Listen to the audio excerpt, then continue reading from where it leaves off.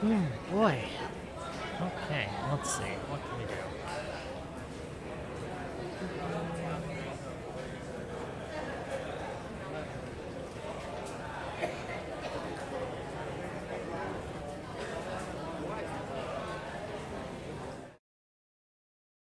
Hi, everybody. I don't know how many of you are actually going to show up. It's not even 4 yet. Man, I'm going live early. I know, crazy. It's Blizza. Nice to see you. Myopic Times. Always a pleasure. Always a pleasure. Welcome, welcome. Get settled in. We got a lot to talk about today, and oh my goodness, we got some great guests coming. So little surprise for everyone over the weekend. Uh, Assad no longer in charge of Syria. We, in about 10 minutes, are going to have a Syrian on to discuss why Assad fell, why it happened so fast, and what is next for the region, okay? This guy apparently has been studying Syria for years. He was born in Damascus. He's a Syrian. He's got skin in the game, so to speak.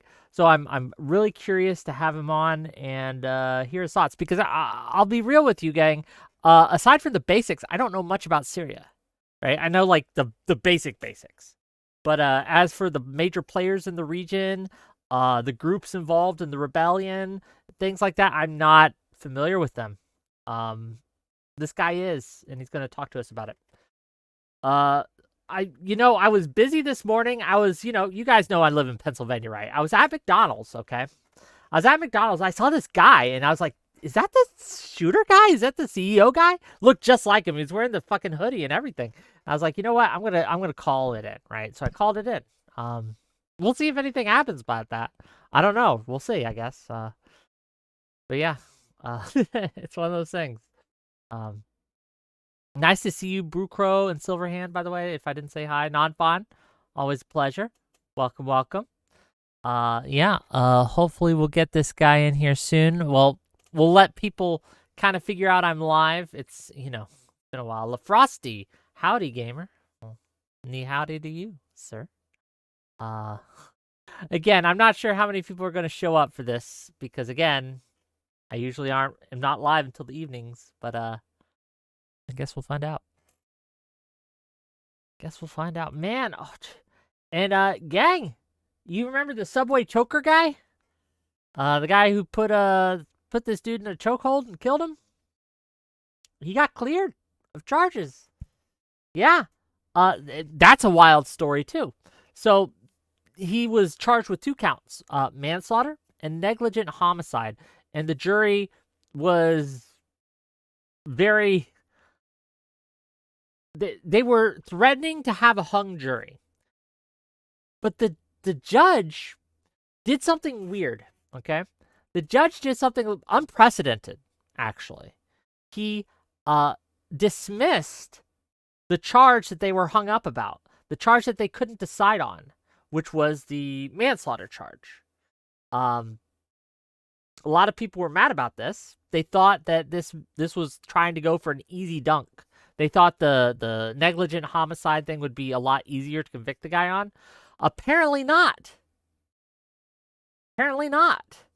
So, yeah, I'm not sure if that was by design or a happenstance. We're going to look into it. We're going to look into it more. It's going to be crazy. But, yeah. It is what it is. Blizza. Yes. The tooth has been toothed. Okay. We've toothed it up.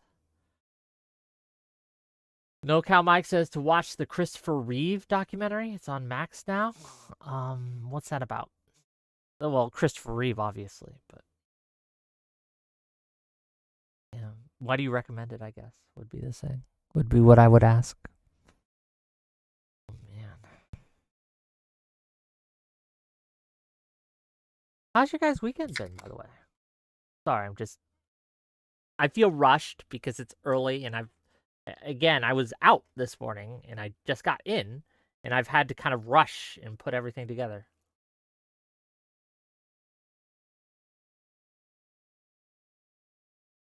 Let me tag this guy. Just let me know when you are ready to talk, and I'll call you. Okay, ball's in his court.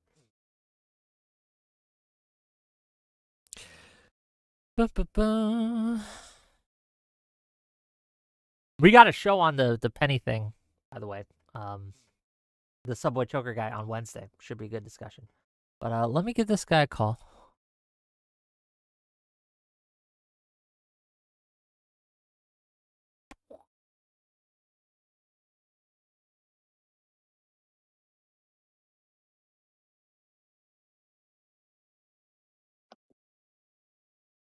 Hello, can you hear me? Yes, I can. How are you? Pretty good. Let me adjust my screen for a moment. Just trying to get it so they can see both of us here. Okay, I think we're good. I think we're good. Okay.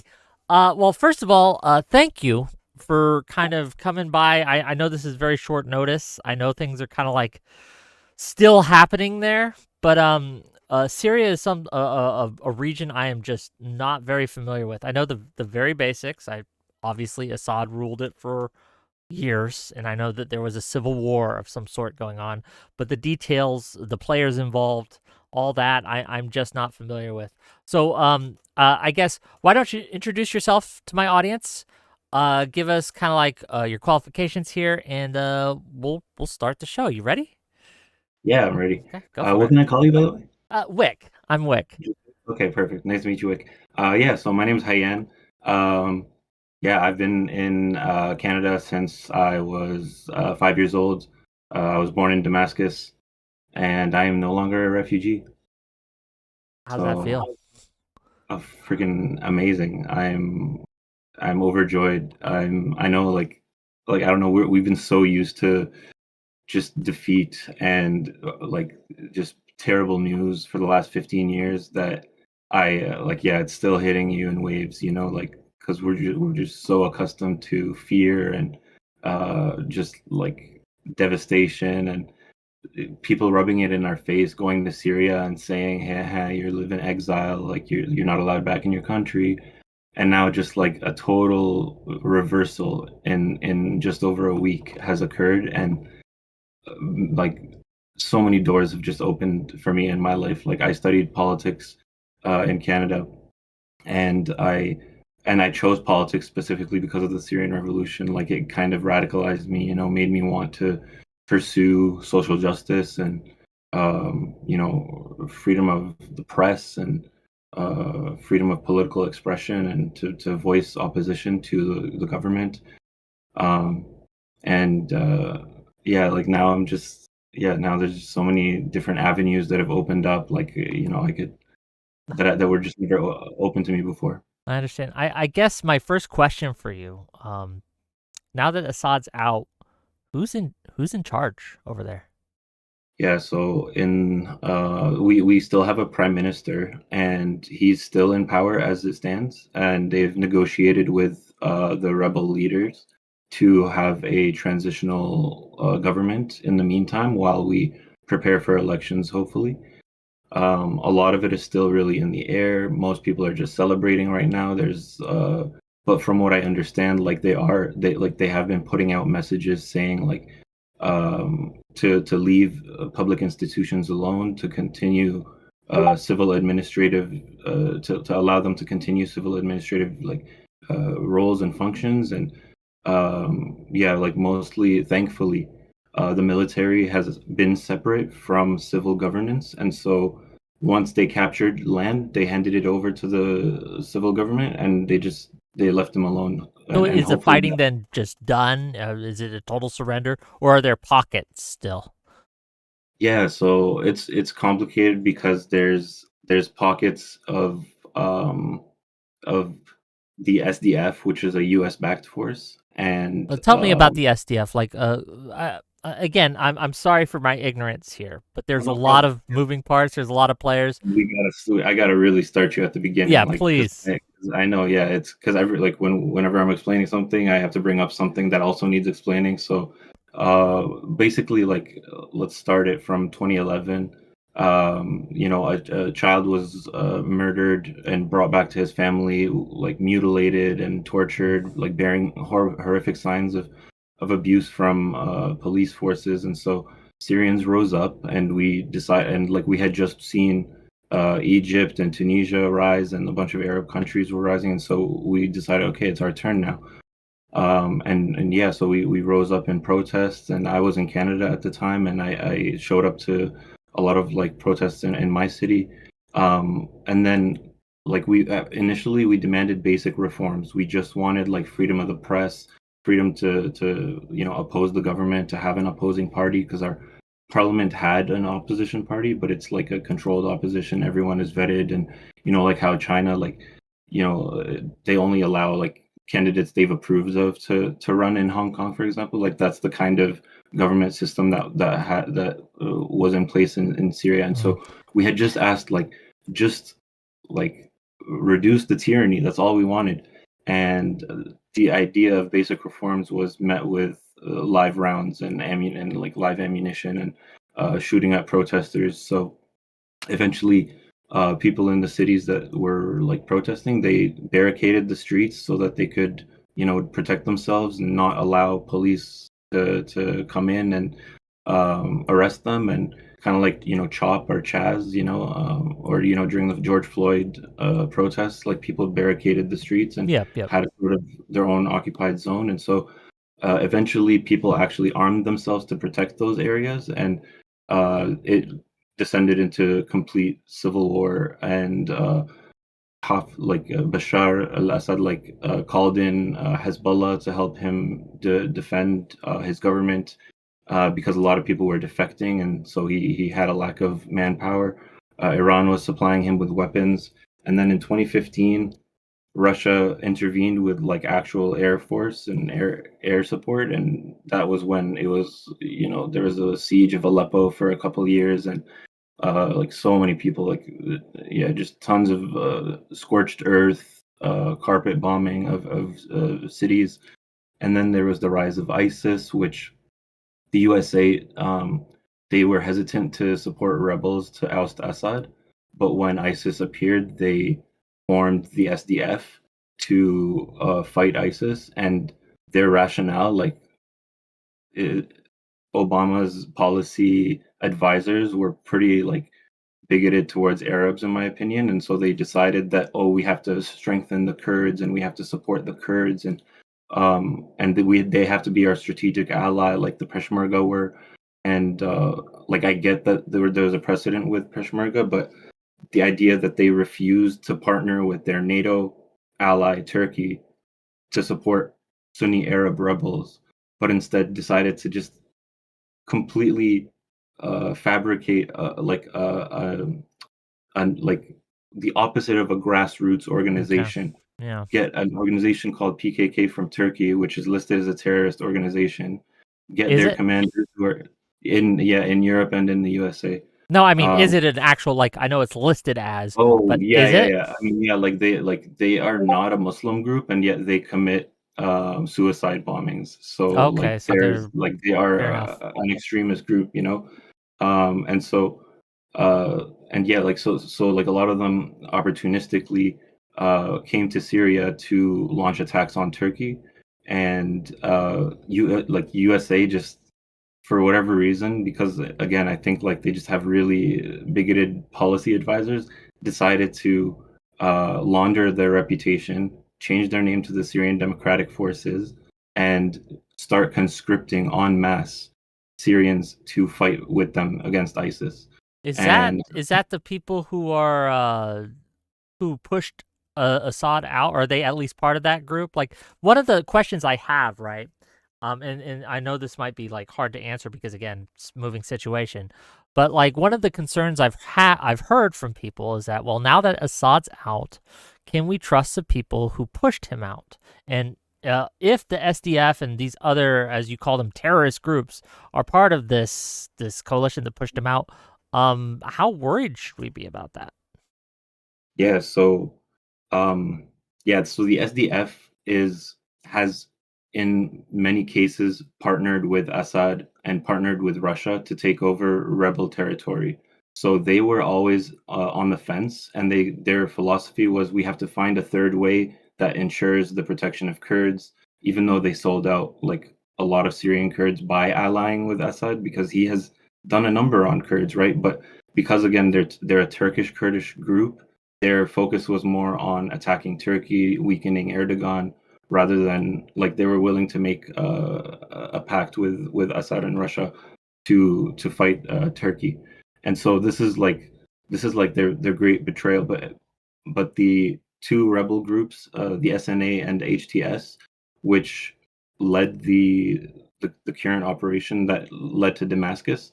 Yeah, some of the Arab like groups within SDF did join those rebels, but SDF is actually usually considered the more moderate group, with HTS being the one that has former ties to Al Nusra and Al Qaeda, Okay. not ISIS, by the way. People just like throw in buzzwords and stitch together I like mean, this is Al not. Qaeda is not the best either, right? But you know what I No, mean. but Yeah. it's like they just say Al Qaeda, ISIS. Like Sure. they're two different groups. They have Hmm. disagreements, and anyone who says Al Qaeda, ISIS is the same or something, like they're telling on themselves that they Okay. are misinformed, that they're showing that they are not. Yeah. But anyways, so the reason that we can't trust them, we can't trust the leaders of the current rebellion, and Syrians understand this, and we are apprehensive, just even more than the political or like international observers. Like we are, like and I'm a Sunni, so like people don't usually think of Sunnis as being marginalized in Syria, but I'm also like a progressive Sunni. Like I'm willing to advocate for progressive policies, and that makes you just as much an enemy of conservative Sunnis as if you were a non-Muslim, you know. Certainly. So I have a vested interest in protecting minorities in Syria as well, and I am going to, like, they have my word. I'm going to advocate for their security and protection and integration into society. And um, but that being said, the HTS group that evolved from Al Nusra has been whipping up Idlib into shape for the past like 5 years. And Jolani, like he came out like with his real name now, Ahmed Shara, and he's sort of like purged a lot of the less pragmatic elements of the group. And he's also like, it's been an open secret that he collaborated with USA to send coordinates so that they could drone strike ISIS and Al Qaeda targets within Idlib. And so there has Is been a that process is of, happening right now? Correct. They're no, on. this is in, I think, maybe before the pandemic, around Okay. there. So this So he was was in the years like, ago. Gotcha. yeah, yeah, Okay. I'm just long trying to before get the the timeline in my operation. life. Yeah. Right. Yeah. So like uh, after 2015, when Russia intervened, by 2018, most of the war had basically like subsided, and there was an agreement with Russia and Turkey to cease hostilities, and they would do joint patrols.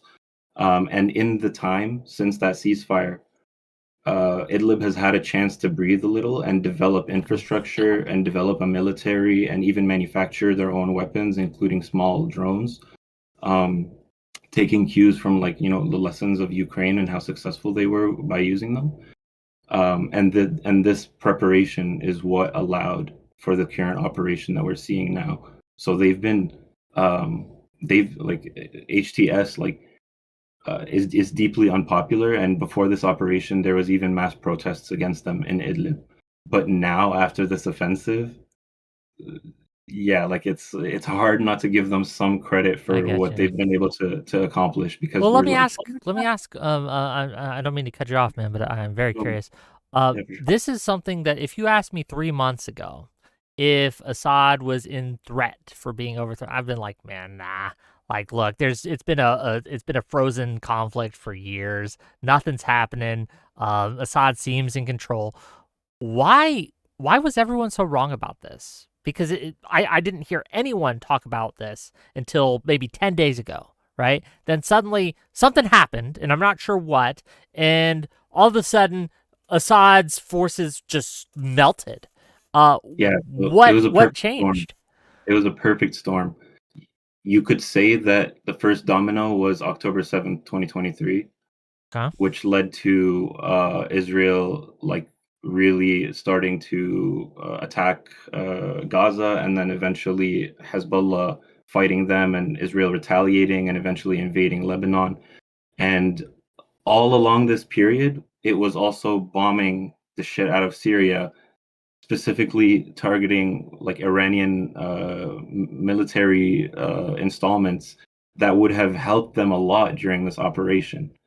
So yeah, like I'm not gonna give any credit to Israel for the liberation of my country, Fair enough. but I'm gonna say the stars aligned to a point where rebels saw the devastation that Hezbollah and Iran had gone through, and thought like it's now or never. They're never going to be as weak as they are now, and people think that there's a conspiracy around that. And the truth is that the operation was planned to be executed, and then the Lebanese-Iran war began. Sorry, Lebanese-Israeli war began, and rebels delayed the operation specifically so that they wouldn't be like to avoid the optics of seeming to ally with Israel. Because if Israel was attacking Hezbollah in southern Lebanon and rebels just suddenly started attacking It would look Iran, coordinated. Yeah, I get exactly. you, and I So understand why in that region that would be bad for the. exactly, exactly. No, yeah, like it's You wouldn't have public support. Let's say that. absolutely, like Yeah. it's the most unpopular opinion in the Arab world is to be pro-Israel. Like you are a pariah.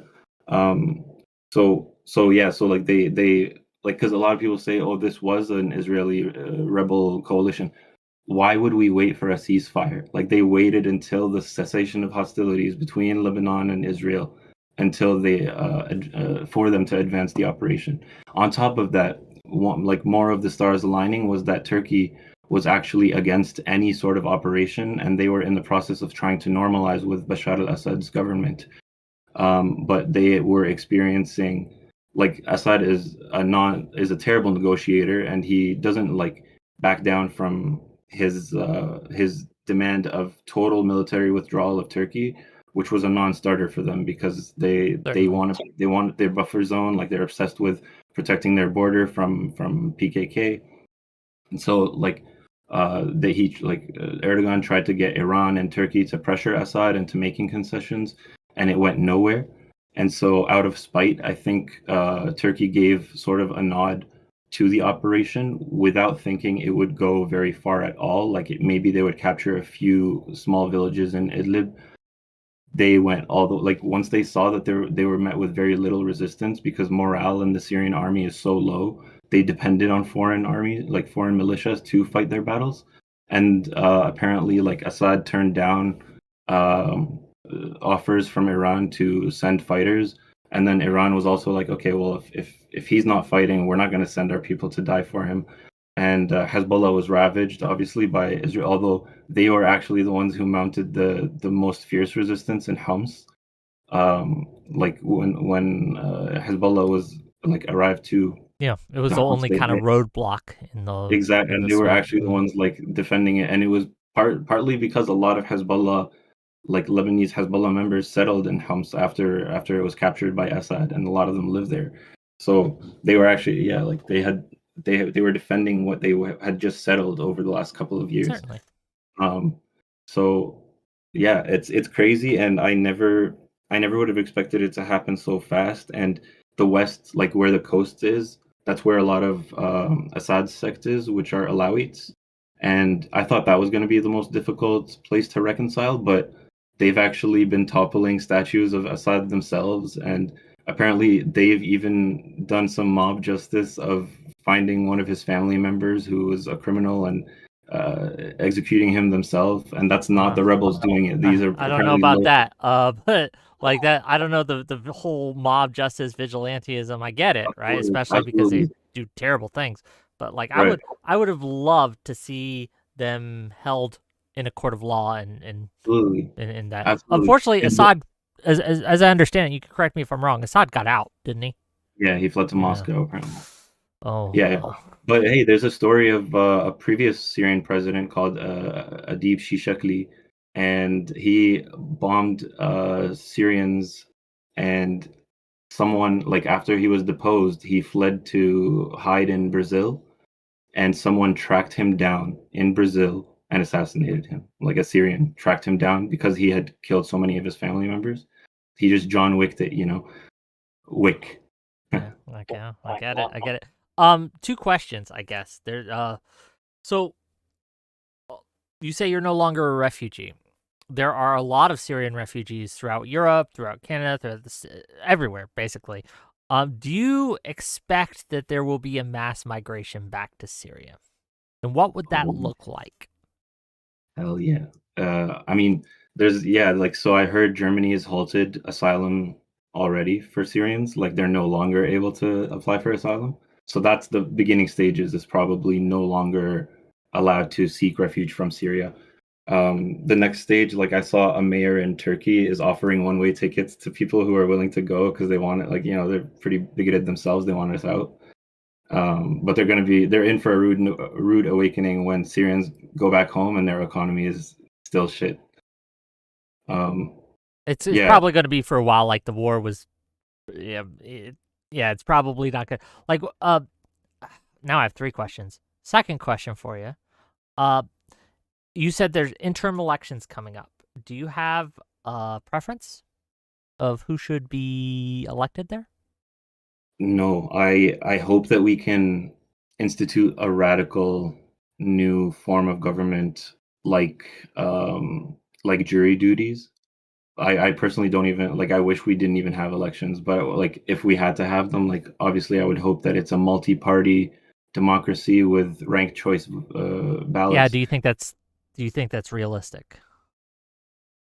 No. Okay, fair enough. But that's what I'm advocating for. And now that I'm no longer shackled to just having to oppose Assad and, you know, enforcing a sort of discipline amongst us, like, I can dissent and say, like, yeah, like, this is how I want a free Syria to look like. And now it's up to Syrians to set that standard for ourselves, to not think small, to not, you know, settle for less, like, to think big, and to implement hopefully radical government, like radical forms of government that maybe haven't been tried before, or that are more localized rather than you know, centralized. Like, a lot of yeah, like, a lot of during the revolution, when Assad would retreat from a city or a street, like, they figured out ways to organize local councils and manage people's needs. They opened up soup kitchens. They opened up, you know, women's shelters. There were all these kinds of things happening without the need for any government. You know, like, the locals were able to administer themselves, and this is the kind of stuff, like, I hope continues to grow in Syria, even if the elections, you know, no country has good elections. Everyone is unsatisfied with their incumbent. Like, Mm. right now, we're seeing all over the world incumbents are being thrown out. You know. Well, we'll see. It is my fear with the region. And again, I don't know the players involved that well, right? So I'll bow to your knowledge on that. But one of the things that I worry about is too often we see one dictator replaced by another terrible regime of some sort, right? From the reign of terror to the reign of horror, right? And you're like, okay, so I do hope that there is some respite for Syria, and that they get at least something that's better. Mhm. That's really all I'm wishing for. I guess the last question I have for you on this, for now at least, and I want to have more Syrians on. I want to have more voices. I want to kind of explore this more and get more perspectives, because I'm sure you're not the only one who has ideas, all right, Yeah, and of thoughts course. about what Syria should be like. Um, Reports come in of Israel trying to create a buffer zone, I think they're calling it, on Golan Heights. What are your thoughts there? Like, I know Turkey was doing that with the PKK, like, or the PPK, or whatever you called them. Sorry, Yeah, I'm bad at acronyms. What do a we lot. think about Israel, and what do Syrians, I guess, in that area think of that? Go ahead. Yeah, yeah. Like I said, like, you, like, no, like, anyone pro-Israel is immediately an outcast in most Arab countries, like in every Arab country. I don't think there's any, like, maybe like Azerbaijan, but that's a Muslim country, not an Arab country. But anyways, um, yeah, the 1974 ceasefire between Hafiz al-Assad and Israel was declared null and void by Netanyahu unilaterally because of the fall of the government. And what does that say? That says that the government provided them with a certain amount of security that they could depend on, that their settlements and occupation of Golan would never face any resistance. And now that rebels have taken over that territory and the Assad government has fallen, they don't trust rebels. They're afraid of rebels. They know that eventually we were going to turn our weapons towards them, and so they're getting ahead of that by um, by destroying weapons stashes and weapons depots before we could get our hands on them, and potentially also to cover up any evidence of collaboration between Assad and Israel that we could have gotten our hands on to expose them.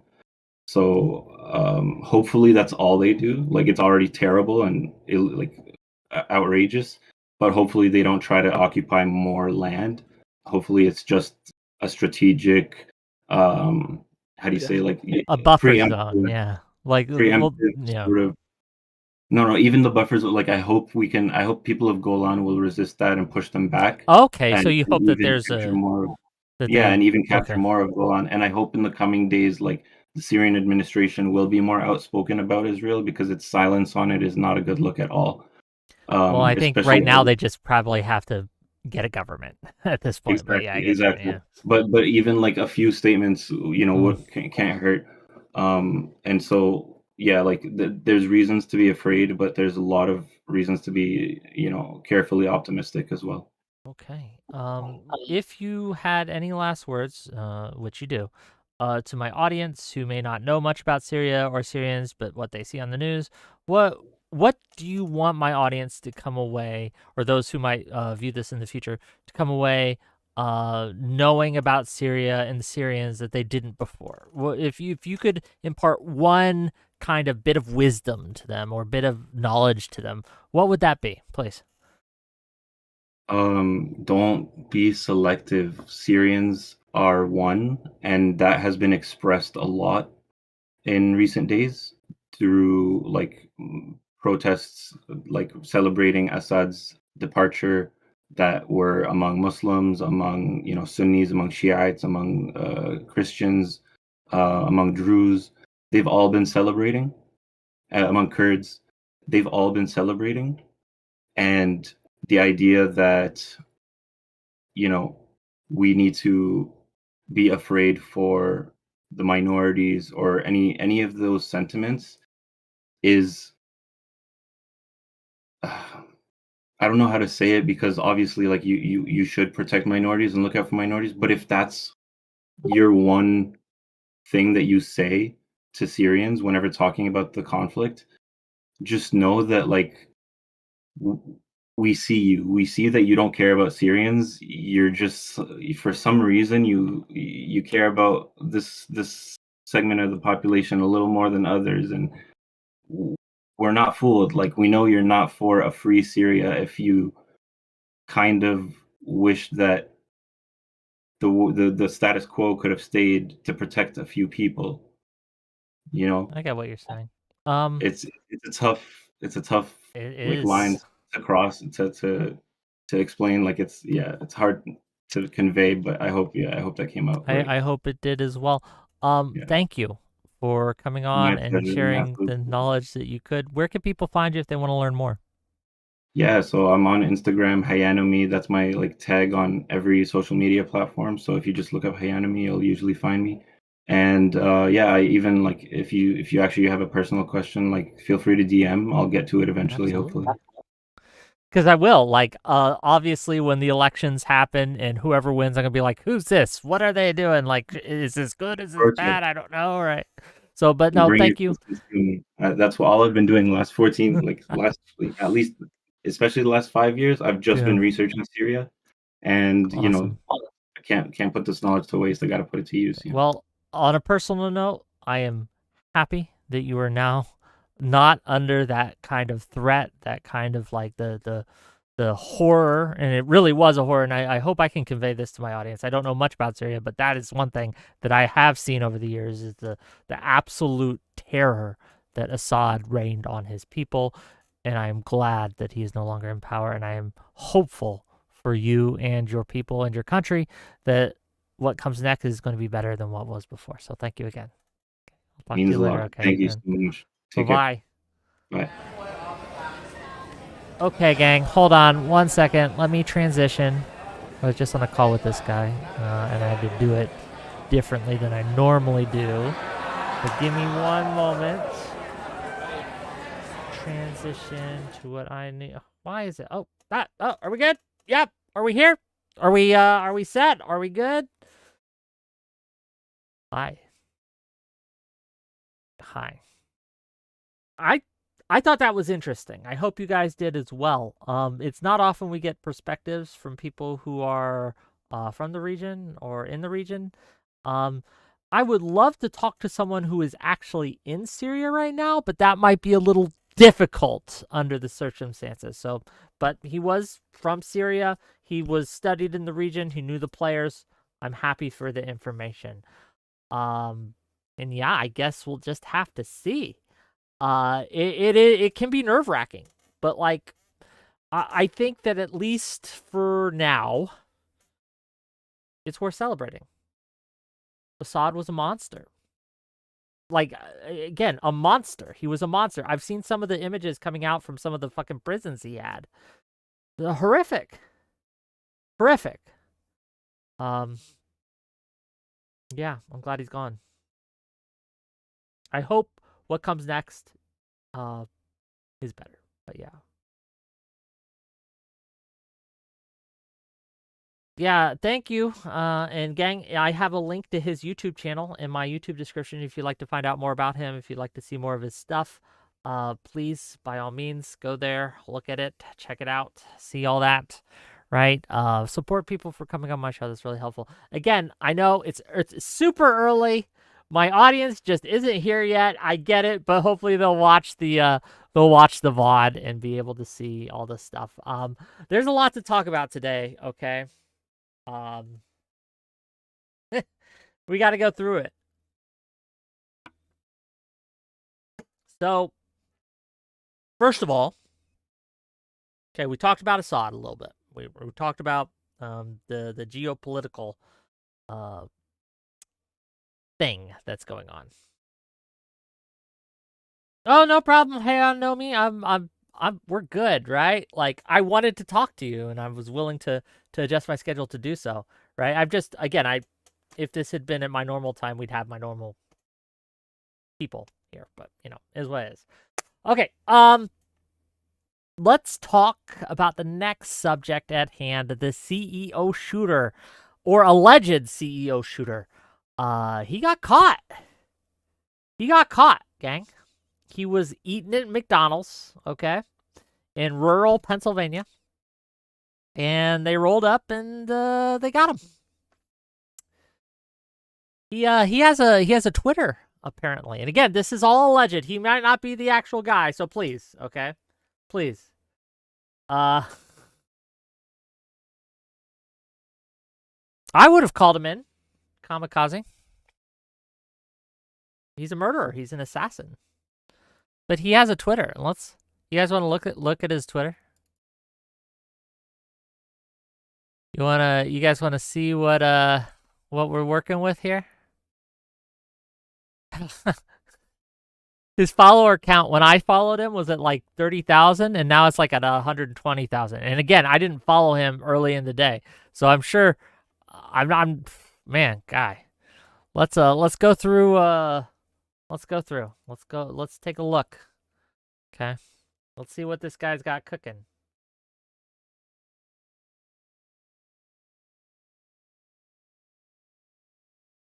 So, you know, a lot of people are gonna thirst over this dude, okay? He's a good-looking guy. I'm not gonna lie. Not my type. Not into guys, not into murderers. But, you know, he's there. Here, let me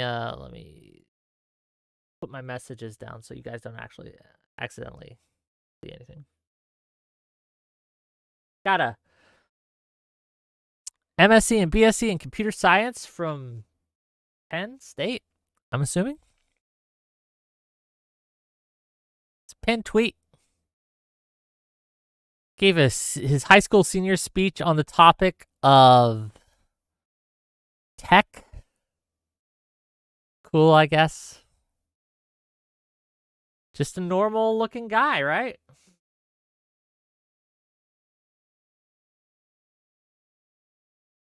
Kamikaze, was the manifesto on him? Was the manifesto on his person?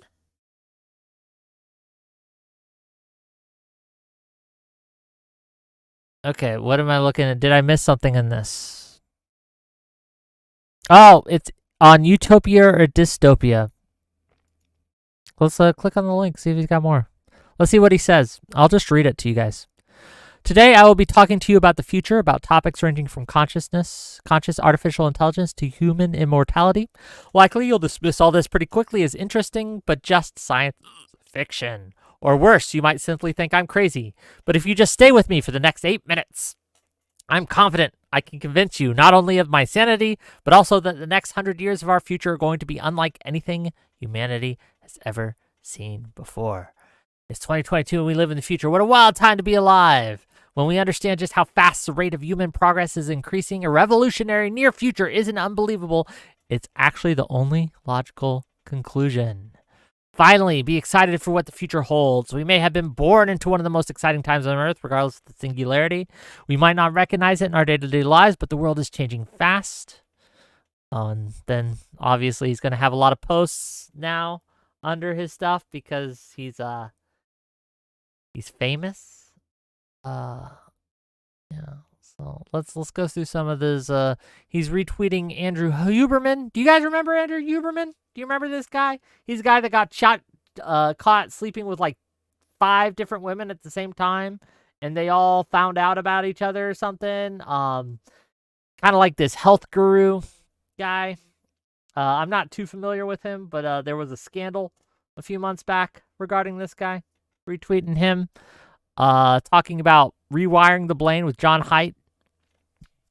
Smartphones, mental health. Interesting stuff, actually. Interesting stuff.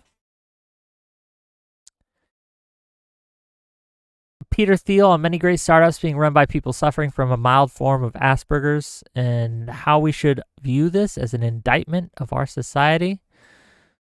This is just standard kind of tech bro stuff. Nothing. Do you have a link? Kamikaze, do you have a link to the manifesto? Kung Fu? No, I cannot do that unless you pay me a lot more money than you probably have. I'm not going to do that. Sorry. Yeah, Kamikaze, can you link me the manifesto? I want to read his manifesto. I don't want to read his tweets. I don't care about his Twitter, to be honest with you.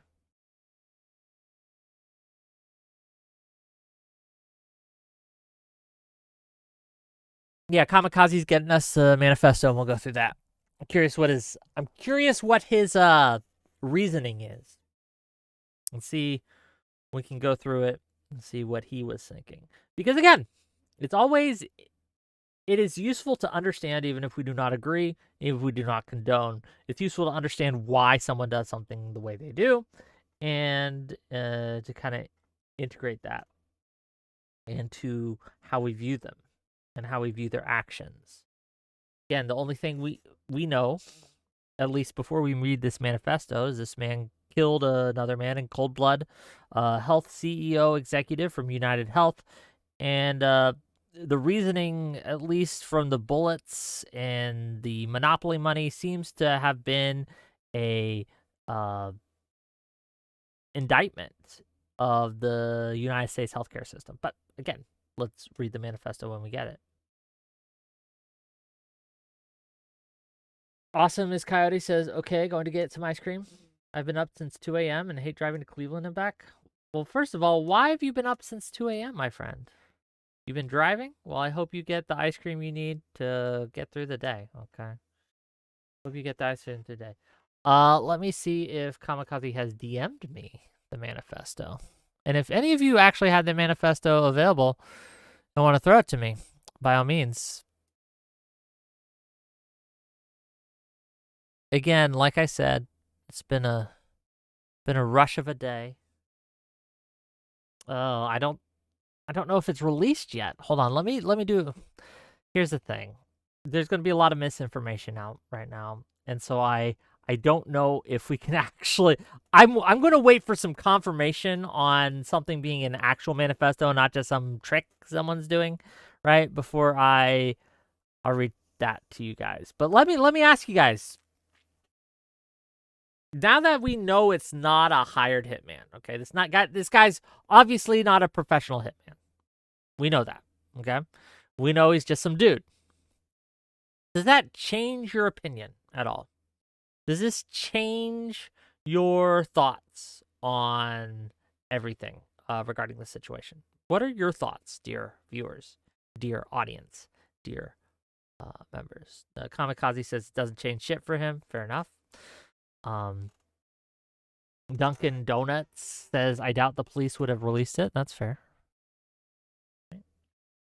That's fair. Kinetic Paw says no. Yeah, I don't know. It doesn't really change anything for me either, honestly. Again, my position remains the same. No one has healthcare now that didn't before today. Or before the guy got shot, right? That he killed this dude, right? No policy has been implemented that's different. It doesn't seem to be something that is on track, though we might have to wait some time to see, right? I just don't see it, right? You did find a book review by him? Let's check it out. Industrial Society and Its Future. Let's see. Can we make this bigger for you guys? No? I'll just read it out. He read a book. He rated a book, I should say. 4 stars. I've not read this book. Has anyone read this book, Industrial Society and Its Future? Has anyone read it? I confess I have not. This is his words. Clearly written by a mathematics prodigy. Reads like a series of lemmas on the question of 21st century quality of life. It's easy to quickly and thoughtless write this off as the manifesto of a lunatic in order to avoid facing some of the uncomfortable problems it identifies.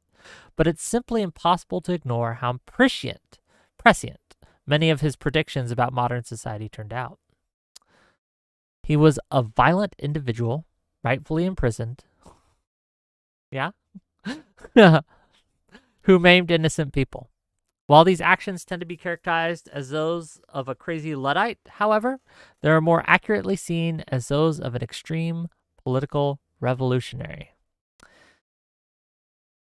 So he acknowledges that we should imprison, rightfully, violent individuals, though he does seem to have a sympathy or an empathy, predilection, if you will, towards extreme political revolution. Foreshadowing, perhaps.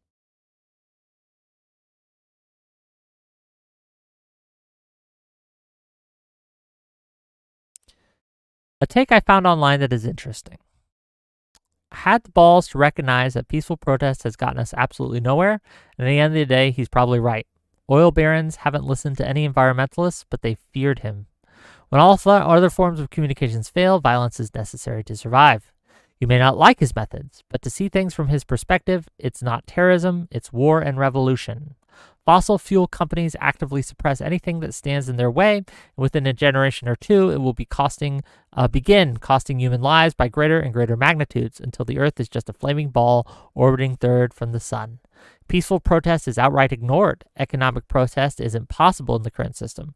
So how long until we recognize that violence against those who lead us to such destruction is justified as self-defense? I've heard a lot of this same kind of rhetoric, okay, back in my day. And we'll get to it. I'll address it. But let me get through this, okay? These companies don't care about you or your kids or your grandkids. They have zero qualms about burning down the planet for a buck. So why should we have any qualms about burning them down to survive? We're animals just like everything else on this planet, except we've forgotten the law of the jungle and bend over for our overlords when any other animal would recognize a threat and fight to the death for survival. Violence never solved anything is a statement uttered by cowards and predators.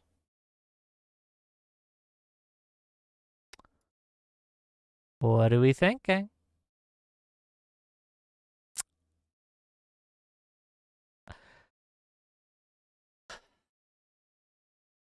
What do we think?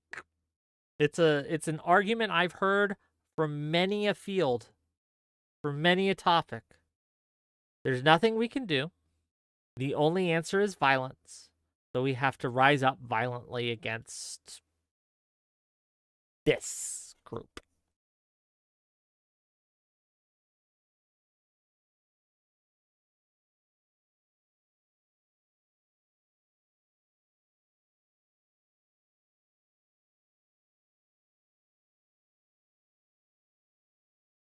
This is the justification of every tyrant on the planet. Every psycho, every murderer, every petty institutionalist, every petty revolutionary, all of them. There's nothing we could do. We have to kill the other side. So let's get our guns and go do it. Assad probably thought the same thing. Oh, the only answer. Reforms are not going to listen to me, right? Only answer is extreme bloodshed. I am skeptical, extremely skeptical of any calls for violence. Now, does violence solve things? On occasion. On occasion, it's even necessary. World War II, the Korean War. We can point to plenty of cases where violence was necessary because violence was being enacted upon the person and or the group or the country or the people, and they needed to resist said violence with violence. You have to fight fire with fire on occasion. That is something that unfortunately is just true. You have to do it. The problem is that everyone who wants you to go die for them, right, will try to convince you that that's the case in their particular situation. And in most cases, that's just not true, right? In most cases, no, there are other avenues.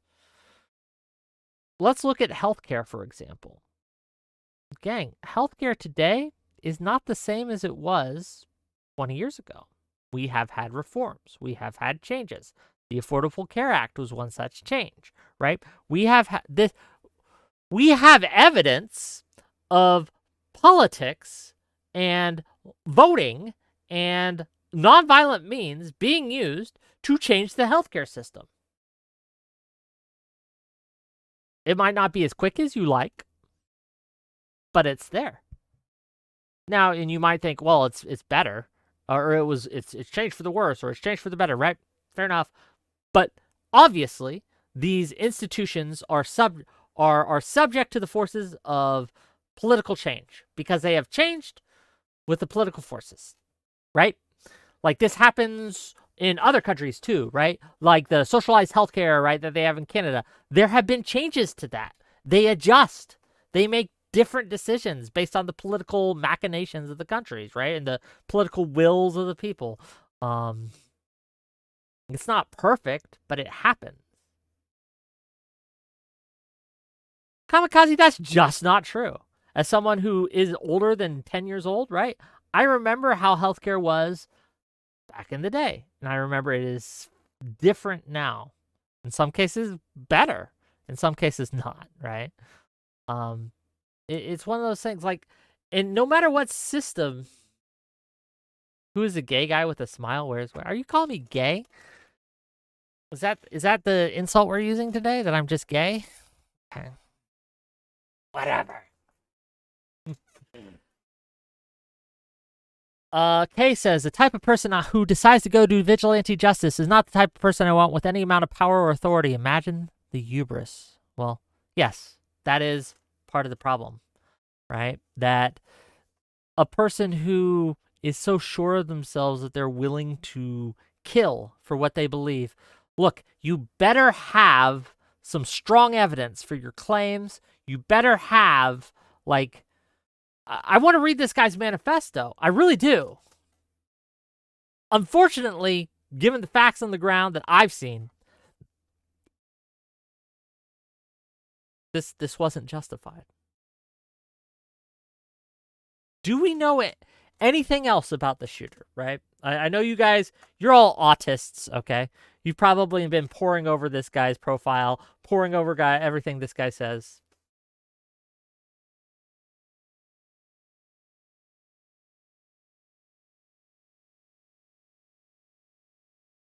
He's hot, we know that. Parallax, calm down.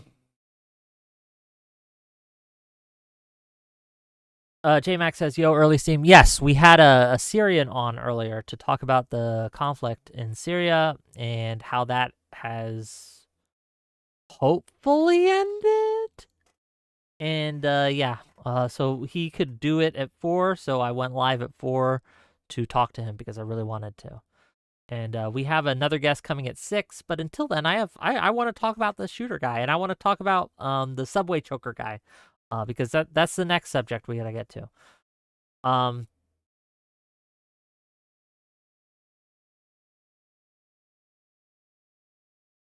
So it's one of those things where, like, this guy, again, he had the hubris to think that the only solution was to kill. Do we know if he had any family that had issues with healthcare at all? Right? Maybe a daughter, or maybe a cousin, or a relative. Anything? Do we have any information like that? Something to help understand, right? Or was this guy just reading a bunch of Reddit forums and decided to take matters into his own hands? Like, in either case, what he did was terrible and wicked. But in one case, it's more understandable than the other case. Does that make sense?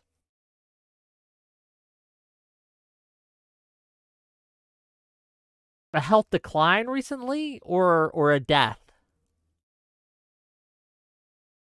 Oh, but the source wasn't confirmed. Yeah, I want something confirmed, okay? I want something, some 99% sure shit.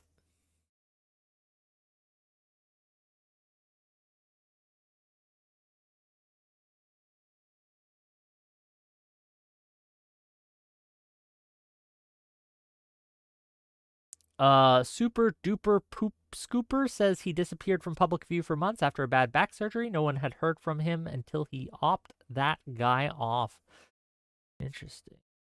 What are you, is this the same review, Kamikaze, or is it, oh, it's another one. Okay, let's look.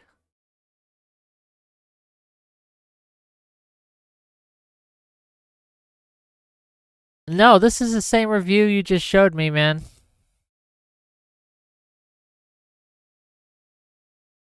Give me another one. This is the same one. Pop Shep Skits, okay, Pop. I'll just call you Pop. Says the assassin is a hero.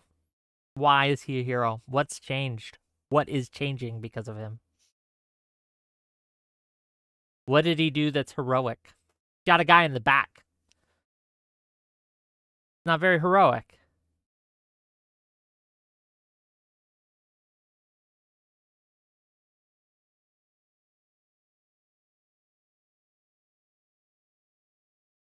Testy Johnson says it's because he turned out to be as sexy as everyone thought. Is that? You guys are miming. You guys got to be joking.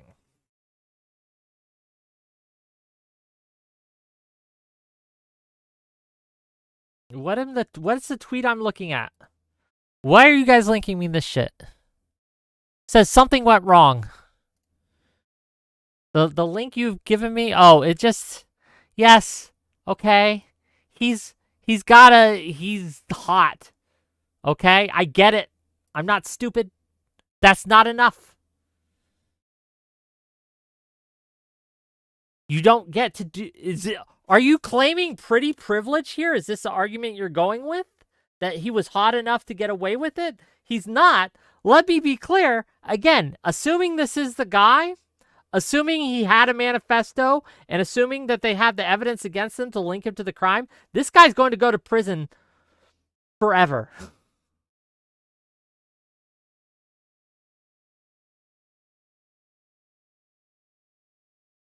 Well, maybe not forever. He might got like 20 years, but Kamikaze says, 2 words, bitch, jury nullification. I will bet you $50 right now that he doesn't get jury nullified. Here's what the thing is. A lot of you people think that he's a hero. The average normie take on this guy is that he's a murderer who killed someone in the street.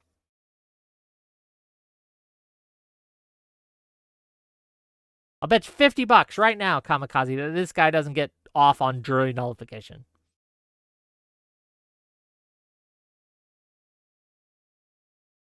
Okay, are we shaking on this, Kamikaze? No, 50. I'm poor. $50 is what I'll risk. $50. Okay, shake. So on record, pin this, gang, clip it, whatever. I have a bet with Kamikaze for $50 that this man does not get off on jury nullification. Now, if it turns out to not be him and he gets off, that's not jury nullification. If it turns out that they got the wrong guy, that's a different thing, right? But yeah, jury nullification's not happening for this man.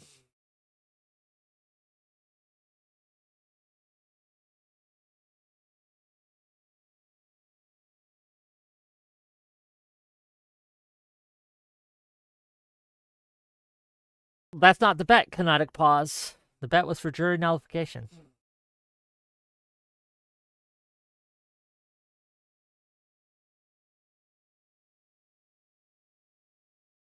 No, Kamikaze, did you not hear me? Come on. Come on. Now you're trying to weasel out of it? No, look, here.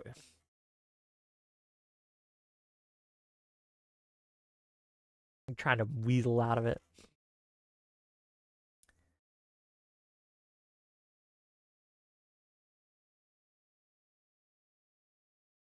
Yeah, I don't. The problem is, Testy, he might not be the guy, right? Luigi or whatever his name is might not be the guy. They might have. It might be a different guy. I don't know enough yet, right?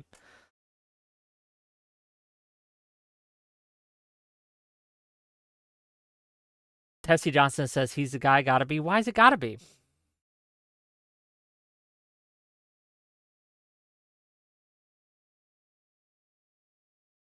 I'm not confident enough to say that this is the guy based on the evidence that I know of.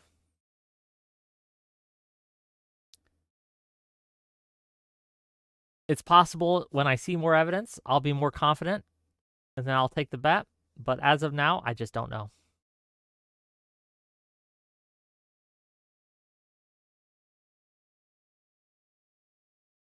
Latest updates from The Guardian. Okay, well, we can check it out.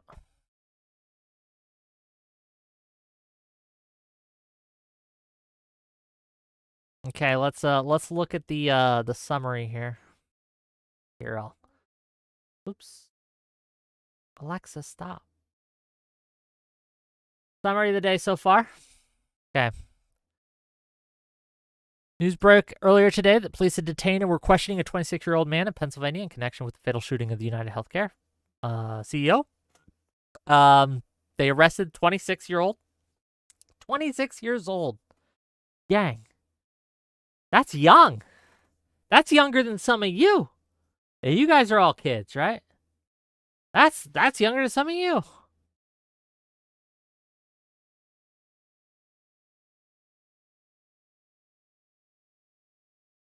Man, what a waste. What an absolute waste. A life's gonna be destroyed because of this. This is gonna be his own life. It's his own damn fault. So he was arrested at a McDonald's in Altoona, Pennsylvania.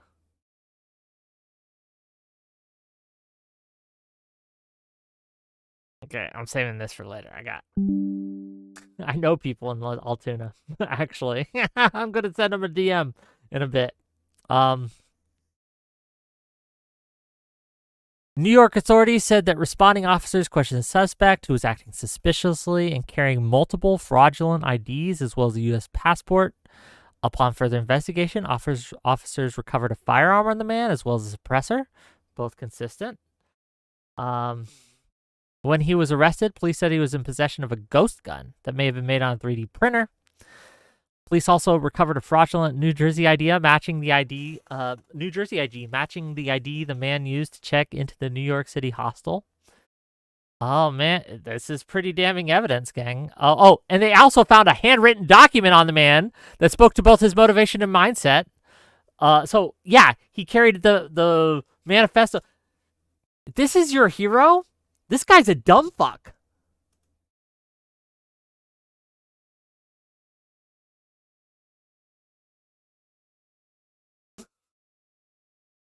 He just happened to have his little manifesto on him, saying, "This is why I did it." Ha ha ha ha. And he still had a weapon on him. It's been how many days?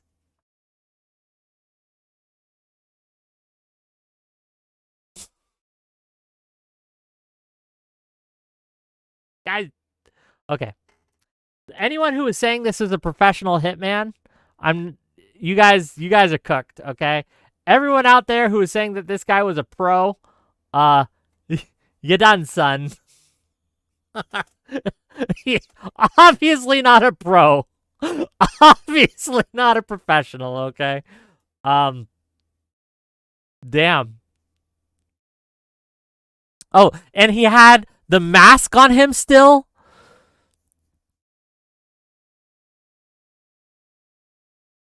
And he got his University of Pennsylvania is where he got his degree. That's what we know. Yeah, anyone who was saying, "Yo, this guy was obviously a professional," and I saw the Discord. Okay, I saw some of y'all going off on this, right? Like, "Oh yeah, man, this obviously was a professional hit. You could tell by X, Y, and Z." Fuck off. Come on, you've been watching too many movies. Okay.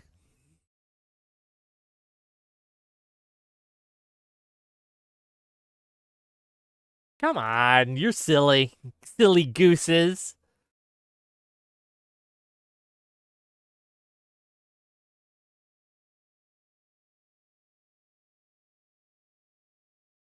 Portland is Burning says people literally said Thomas Michael Crooks was a professional assassin. TV's broken our brains. Damn.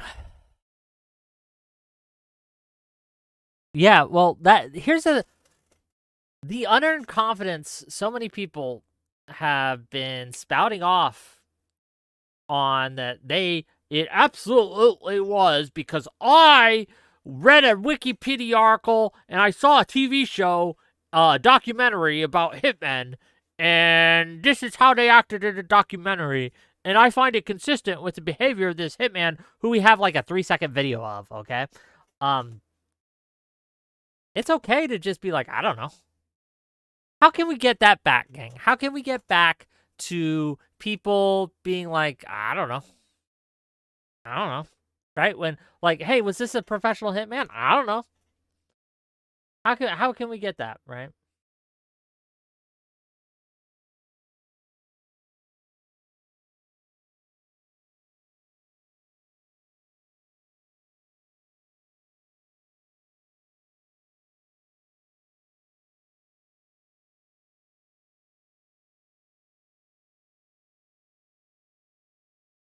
Conservative liberalism says lots of people think I don't know, but you know what? They don't say it out loud. Yeah, it's fine not to say anything as well, right? That's okay too.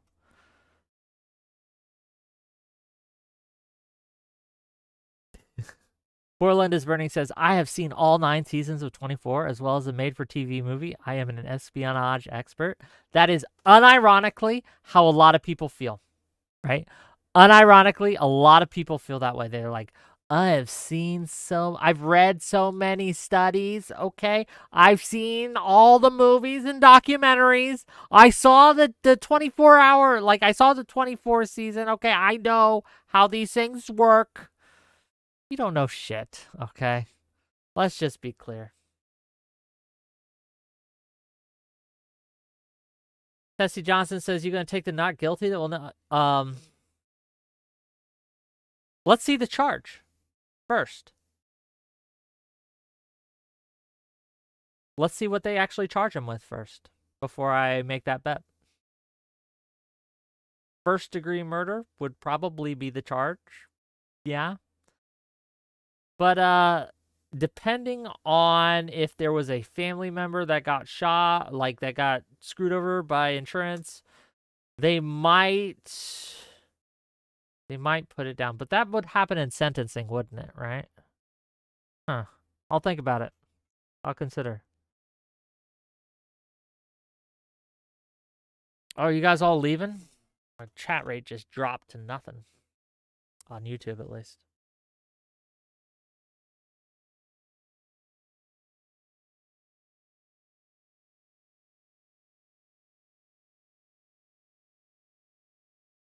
I'm only betting one person on this. Kamikaze, you're the guy. Okay, yeah, I'll bet you. I'll bet you $50 that he gets found guilty for something. Murder of some sort. Whether that be first, second, I don't know, right? Murder of some sort. Do we have a deal, Kamikaze? Do we have a bargain? Okay, we have a bargain.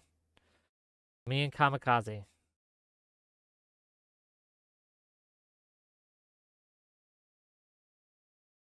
$50. You guys are saying no jury in the land will convict him. You guys are dumb. There's almost every jury is going to convict this guy when they see the evidence. Yeah. He shot a guy. Oh, murdered him in cold blood. They're going to convict him of something.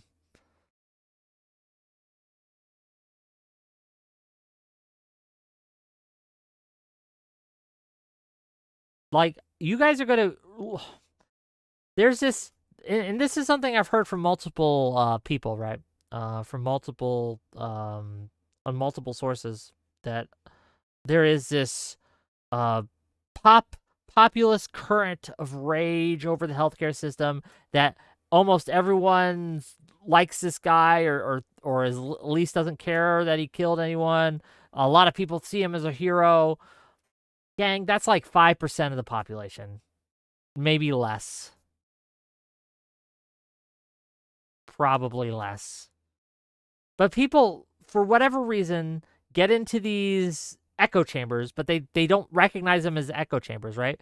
They watch everyone around them celebrate an assassination, right? And they think that, oh, well, the public at large must think like I do. The people at large must think, look, there was a YouTube comment on Ben Shapiro's YouTube video about it that agreed with me. This must be true. And it just really kind of misses the point. Normies don't like violence. They don't. Not unless they're in, unless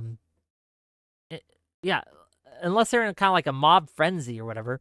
Normies don't like violence. They don't like destruction. They don't like unlawful behavior. They don't like any of this. Remember, during the George Floyd riots, do you guys remember that? There were so many people saying, oh man, look, the country's on fire. The people are rising up. The populist will is being made manifest. Gang, we are still paying for that politically today as a Democratic Party. We are still paying a price politically for that today. Because everyone thought, oh, everyone's for this, and almost no one was actually for it. Most people were actively against it. Most people thought it was dumb. Most people thought it was violent. Most people thought it was unacceptable. But the people who agreed with it thought everyone was on their side. They thought, oh, this is the populist revolution. Now is our time, right? They were wrong. Absolutely wrong. Same thing here. We're just repeating. It's the same old song and dance, okay? A lot of people have big feelings about this, and the people around them, their immediate circles, their immediate friend groups, even some of their family might have similar feelings, and then they extrapolate that onto the population as a whole.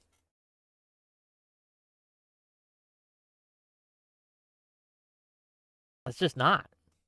It's just not the case.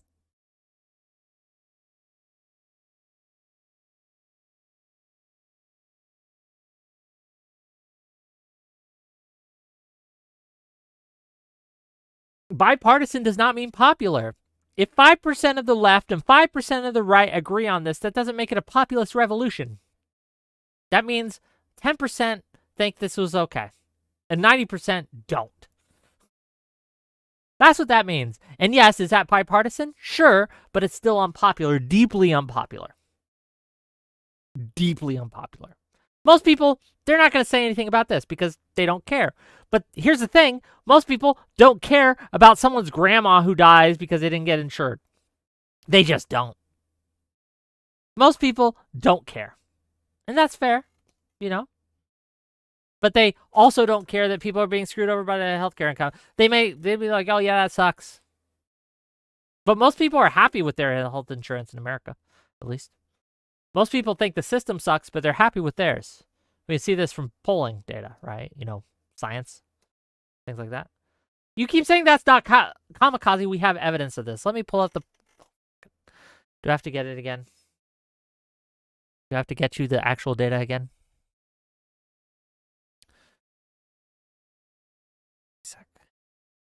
Hold on.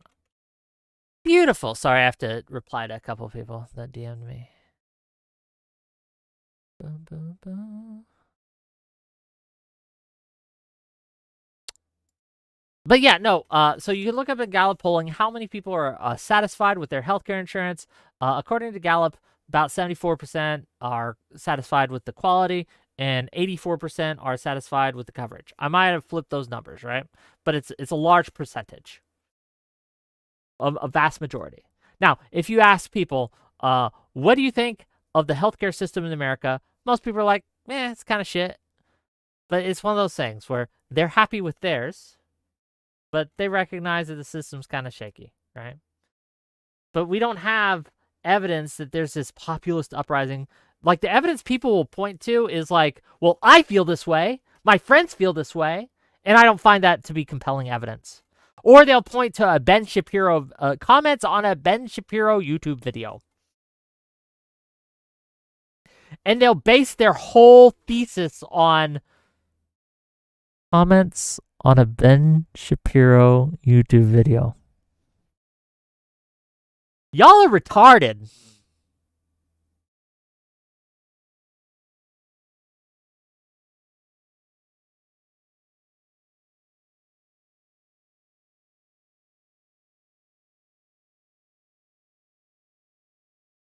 Okay, again, you are linking me a different question, Testy Johnson. Again, if you ask, how do you view the U.S. healthcare as a whole, a lot of people think it's kind of dumb.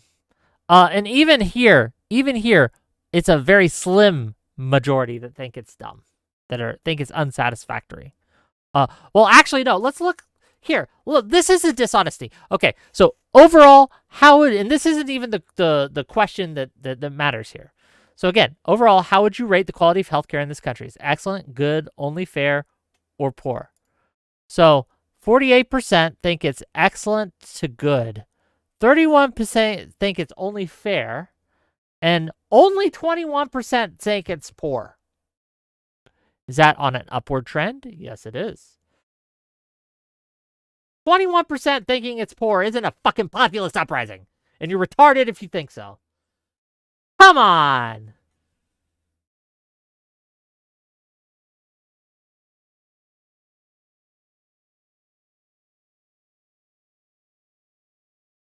It's just not. And again, if you ask the question, how is your healthcare? You get remarkable different answers. Gallup. American approval of their health care.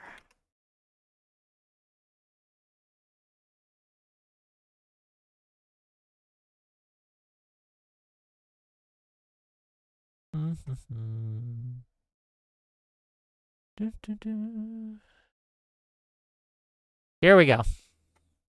Oh, this is from oh, here we go. Yes, it goes to 2024. Here we go. Americans' view of the quality and coverage of their own healthcare.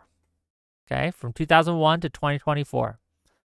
Overall, how would you rate the quality of healthcare you receive as excellent, good, only, fair, or poor? So, again, 71% think that the quality of healthcare that they receive is good. Is that down from 80%? Yes. But it's 71% of the fucking country. Okay? Their specific healthcare coverage, like what it covers, slower, but it's still 65%.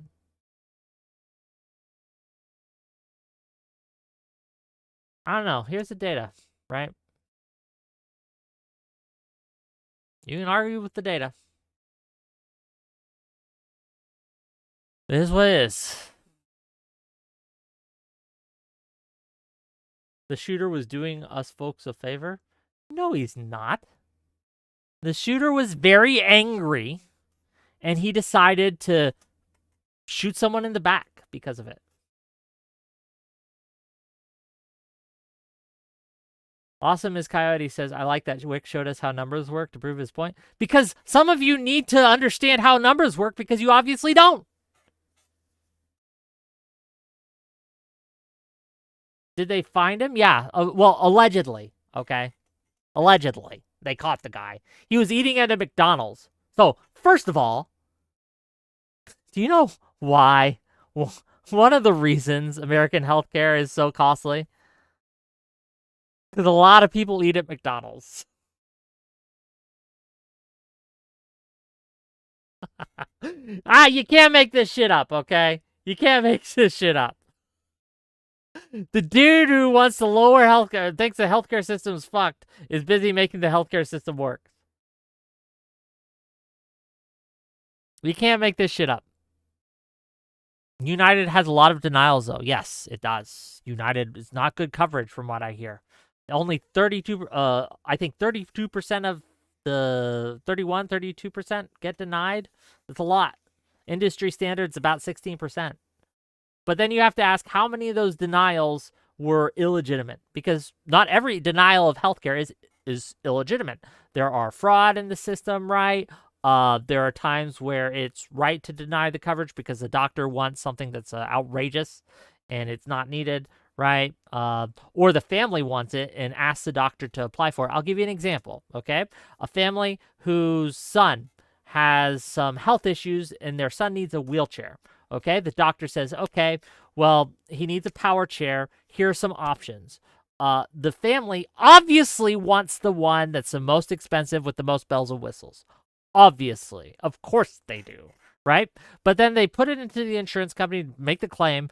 The insurance company looks at it and says, well, yeah, but he can deal with the one that doesn't have all the bells and whistles. This will actually help his needs, serve his needs. Of course, the family's not going to want that. They want the best for their little precious boy, okay?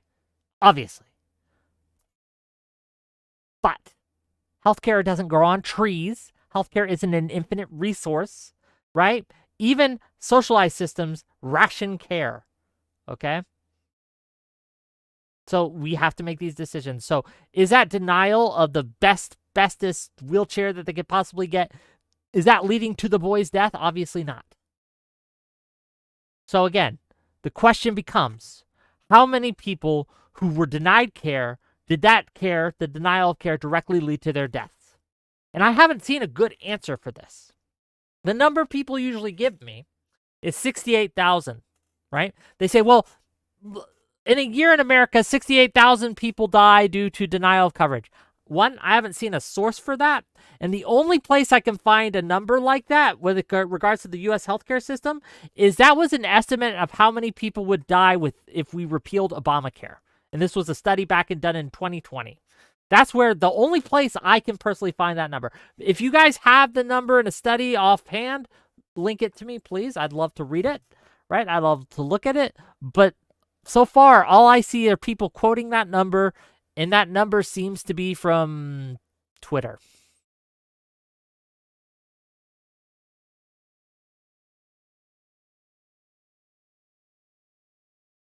And I don't care about what Twitter says.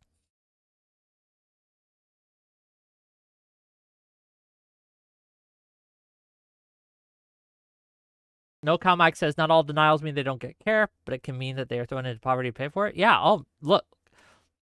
If you are denied health care that you absolutely need, it can be devastating to you financially. Yes, absolutely. It's not good. I'm not here to say that our health system is perfect, hunky-dory, and there are no problems, and that the health insurance companies aren't predatory.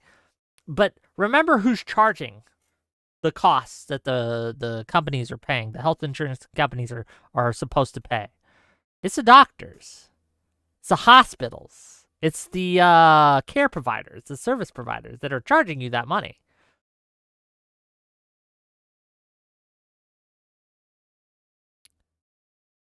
Hi.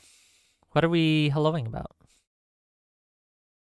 Determinata says, I'm hearing he went missing for like a year. I wonder if it was mental illness and if that's true. Unconfirmed. We don't know, right?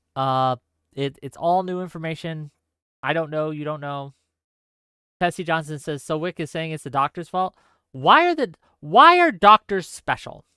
If your argument is that the health insurance companies are acting on incentives based on the system to get as much money as possible, what makes the doctors different or immune to those same incentives?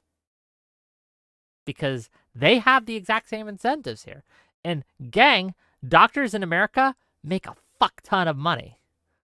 Let's look at anesthesiologists because that's the one I have data for. Do you know the median yearly income of an anesthesiologist in America? The median. Do you guys know?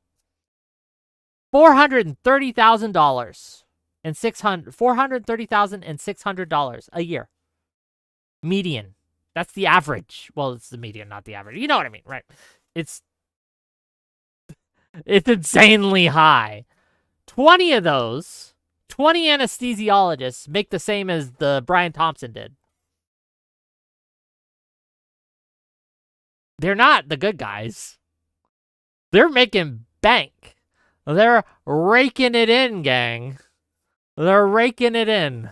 They're eating good, okay?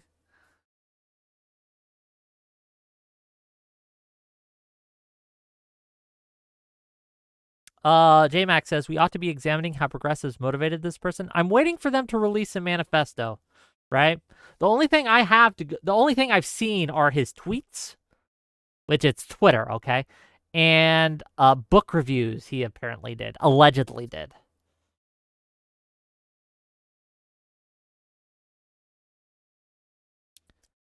Greens of Plenty says, we're on track for any sci-fi movie level of dystopia. Rich people going to be surrounded by security and going to feel open to higher levels of corruption soon. Just in time for Trump. I don't know if that's true, but maybe.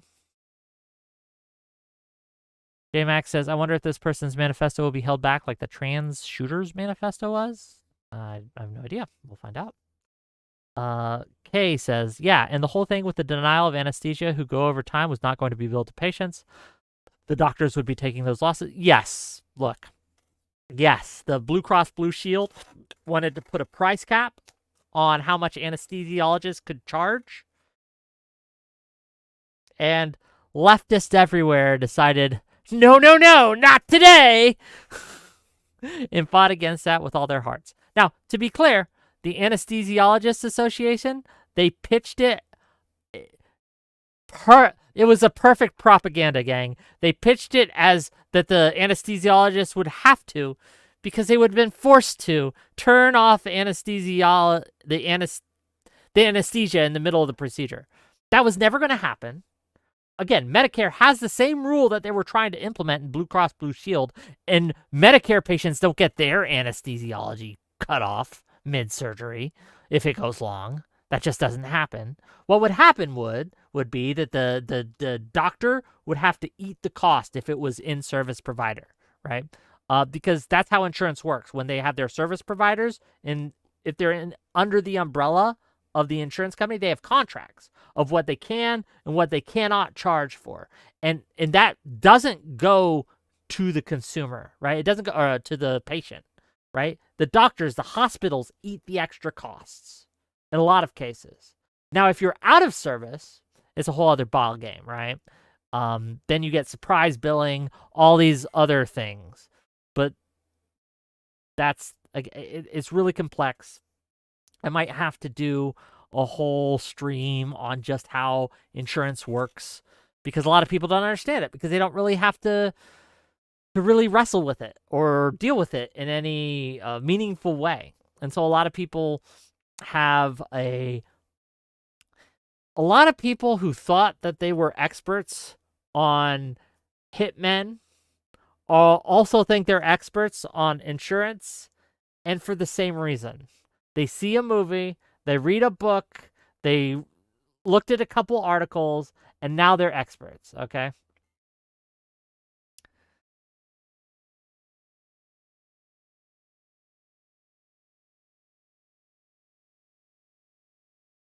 Careful, chat. This is his trap card.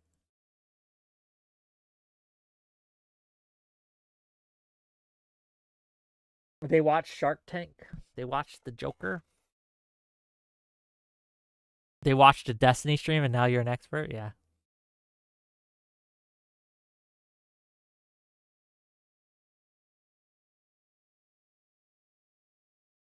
Do you guys know how regulated health insurance companies are? They're one of the few companies that have a cap on how much they can make in profit, right? United Healthcare, do you know their profit margin, at least for the years recently, have been 6%. Still a lot of money, because they're a multi-billionaire, billion-dollar business, right? But it's only 6%. They are required by law to put 80 to 85% of what they make back into the services, right? Or not the service, but to their plans or whatever, right? To the consumer, to the patient, right? Even United Healthcare approves most claims. And they're like the worst of the bunch, or so I hear. Now that, again, they do shady shit, right? They have a lawsuit against them for cooking the books and a few other things. Shady shit. I'm not here to saying they're the good guys. And I want to make that perfectly clear. They did shady shit. They're shady. It's bad. What do you want me to say? It's bad, okay? But it's not get gunned down in the street bad. That's what I have a problem with.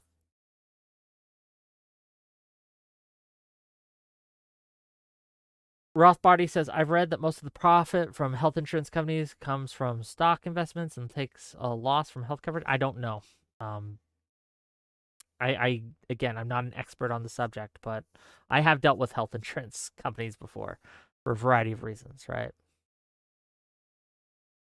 Awesome as Coyote says, Wick is saying the insurance guys are the good guys. I heard him. No, they're not. Again, I just want people to understand that health insurance companies act as sin eaters for the doctors and the hospitals and the specialists who do the exact same predatory shit that these insurance companies go do. But for whatever reason, people always blame the insurance company and they never blame the doctor. And that's weird to me, because what do people think that the insurance company is covering? What the outrageous sums that the insurance company is denying payment on? Who do they think is charging those outrageous sums? It's the hospital. It's the doctor. It's the service provider that charges those outrageous sums. And they don't have to charge those outrageous sums. Again, well, let me tell you guys a story. So, you guys knew I grew up military, right? Yeah? And I was in the military. There was a segment of time between when I joined the military and when I was too old to be on my father's healthcare plan, right? They cut you off at a certain age. That I was uninsured, entirely uninsured. I had no insurance. Okay. This was years ago, by the way, so maybe things have changed. I don't know. I think it was mono or something like that. Okay. Really bad. I couldn't breathe. I had to be rushed to the doctor. Okay. I remember having to go in. Again, I had no insurance. I couldn't talk. I couldn't breathe. I was having to write notes right to the doctor to say what was wrong, and with me it was terrible. And I didn't have insurance, so I was expecting, oh my God, I'm going to be hit with a crazy, crazy bill. Okay, I was like, oh my God, I'm dead. I'm done. This is it. Doctor took pity on me, and he was like, you know what? We're just going to charge you at cost. Thank God he did. It was still expensive. Don't get me wrong. But I learned something that day. The doctors don't have to charge these outrageous costs. They don't have to. They choose to. Now, I am not one to be against someone making money. Absolutely not. Doctor should be paid for his services. He does a great service. He does a good job, right? You want someone to be well paid for that. By all means. But remember, they can take pity on you. Yeah. And they often have a rate for uninsured, not always, right? A rate for the uninsured, which is less than they have for the rate for the insured, because they are trying to get as much money as they can from the insurance companies.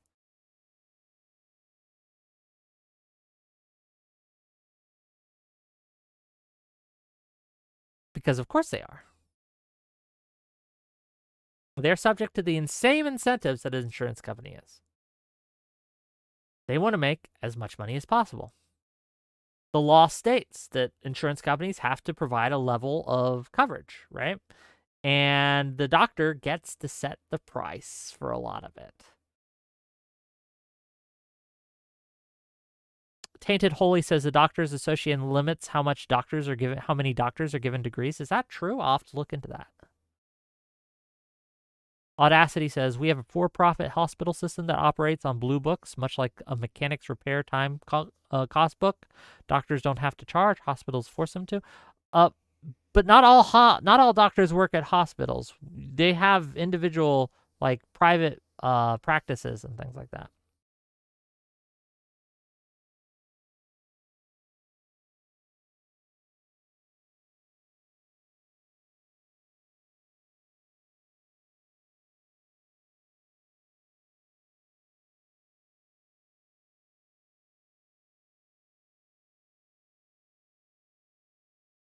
Allowing more psychologists to prescribe meds would reduce costs, but physicians fight tooth and nail to limit prescription powers. Again, I think that what this illustrates is the system is maddeningly complex. There are countless regulations. There are countless laws. There are countless restrictions on how these things can work, that it is foolish to blame any one part of the system. And it's foolish to think that you can exact any sort of justice from the system by targeting a single individual within that system, that you will affect any sort of meaningful change. What you want, and for those journalists, podcasters, all those who are cheering this on, who are thinking this is a good thing, that a man, because he was angry and pissed off enough and blamed a certain person for his suffering, decided to take matters into his own hands and shoot that guy in the back several times. To those journalists, podcasters, all those, right, who are cheering this on, trying to normalize this, trying to excuse this, trying to to normalize this in a real way. Just remember how many people hate you and blame you for their troubles and think that if only we didn't have these scumbag, scumfuck journalists lying all the time, maybe the world would be a better place. Because that's what they think.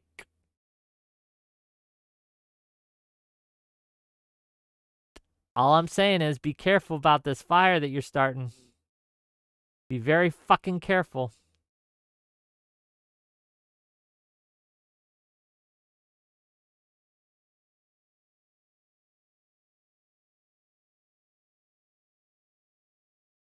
It ain't gonna go your way when the bullets start flying. So here's my prediction of what comes next. Okay, gang? This guy gets his day in court. There'll be a big to-do. He's going to be found guilty. I'm not sure if it's going to be first degree or what. I can't give you that. I don't have enough, right? But he is going to be found guilty, and he is going to go away to prison, right? There won't be any real big issue with this. People will shrug and move on. Nothing will change. The only thing that would be different is he killed a man who didn't have to die. That's it.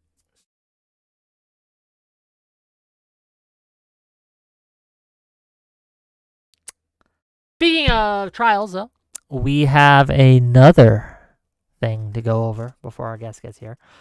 Do you guys remember the subway choker? Do you guys remember that guy?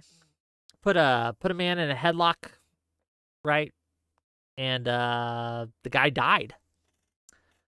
Guy was that guy turned himself in to the cops after it happened and was charged with 2 counts. First count, manslaughter. Many people were very mad that he got this count of manslaughter. Many people, and I talked to a few of them, were mad that I said when I saw the video that looks like manslaughter. It did look like manslaughter to me. A lot of people were very angry at me that I didn't call it a murder right away, right? Manslaughter is not technically murder. It's different, right? But it's still not good. And still, people should go to jail if they engage in it, right? But anyway, a lot of people were very mad at me for this take. Anyway, so he went to court, had his trial. The jury could not decide. There was a hung jury, reportedly, about the manslaughter charge. And in order to bypass that, the judge did something unprecedented, okay? The judge did something that I have never seen done.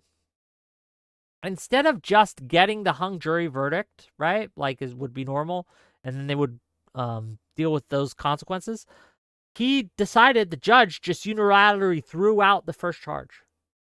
The jury wasn't going to rule in a way that he thought was good, so he threw it out. Is that legal? I don't know, but it seems weird. Definitely something I haven't seen done in any other case. Never seen it done in any other case. A lot of people, when that happened, thought it was because that he wanted to get a guilty verdict of some sort, and he realized that they weren't going to get it on the first charge, but they could get it on the second charge, and so he threw out the first charge so that they can get it on the second charge. Well, it turns out, I don't know if that was the reasoning or not, by the way. That was just speculation, okay? But it turns out that if that was the reasoning, it was wrong. Because they came out with a verdict on the second charge today. The second charge was negligence, basically. Negligent homicide. They found him not guilty. So, after all is said and done, the subway choker guy, not guilty. What do we think? Like, I saw the video. To me, I wasn't in the court. I don't know the testimony, right? It looked like manslaughter at the time, right? Because obviously, I think with the reporting at the time, yeah, it was okay for him to intervene and try to stop this guy, okay? But it seemed to me that he went overboard with it, and it led to this guy's death, and that is manslaughter. Apparently, the jury disagrees. I didn't see the evidence presented. I'm not going to gainsay them on this.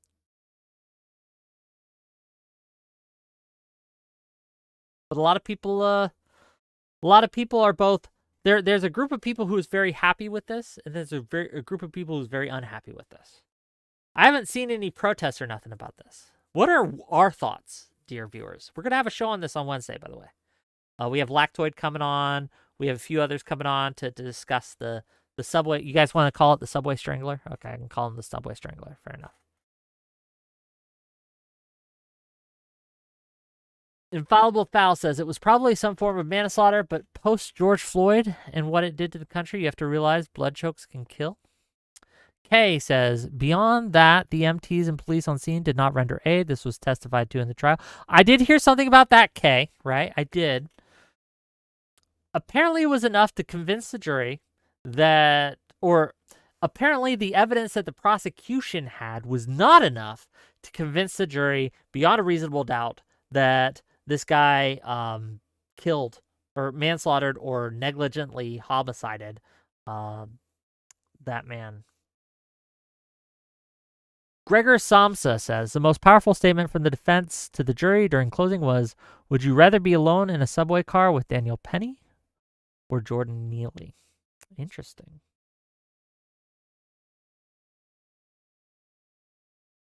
J-Mac says, while the judge didn't dismiss the charge, the judge did act improperly to induce the jury into a guilty verdict. Well, J-Mac, if that was his intent, and I'm not sure that it was, he failed in his goal.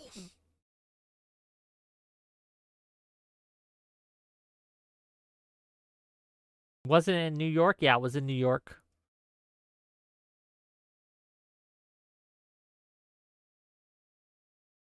Give me a second, gang. Just checking some things. If you guys got big thoughts on any of this, by the way, and you want to jump on for a few minutes, I got 30 minutes to kill before our Tachyon Blue gets here. But yeah. Audacity says, I'm not being a shithead here. The cops didn't render mouth to mouth for fear of AIDS. Yeah, no, I remember reading something on that. But again, one of the things is this verdict came out today. Okay, so I haven't had time to look it over. I haven't had time to get into the nitty-gritty, into the details. So I'm couching all my statements here because I'm not confident in any conclusions that I'm coming to because I haven't seen all the things. Again, my instinct, my intuition at the time was that, yeah, this looks like manslaughter. But new facts have probably come out. The defense has probably made its case. And I trust our system. I trust our judicial system. I trust the verdict here. I don't know what to tell you, right? Like, again, I might go. I might look at it. I might do a deep dive, which I will be doing tomorrow in preparation for my show on Wednesday. And I might change my mind on this. I might think that the jury fucked up. We'll see. But I'm not going to give you any super strong statements right now on this because, yeah. I am not confident enough in my assertions, okay? I am not confident enough in my assertions. Would that more were like Wick, right? I do have something to show you all, though. I do have something to show you all. Give me a second.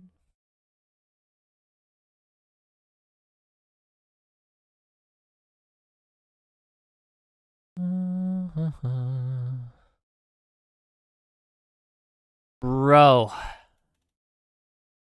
Omar, you're talking all sorts of shit on Twitter. Why are you mad at me now? I don't understand. I want you to take a look at something, guys. Let me adjust it for y'all. Lex Friedman, 4 million followers. He's only following 383 followers. Guess what? Who one of those guys is? Guess who one of those guys is, ladies and gentlemen? Oh my God, we got the Lex follow. We got it. Thank you, Lex, if you're watching. Getting the Twitter follow. I love it. I love it. We got the follow, gang. We did it. Total Wick victory. Okay. Centrists rising. Even though I'm not a centrist. But, you know.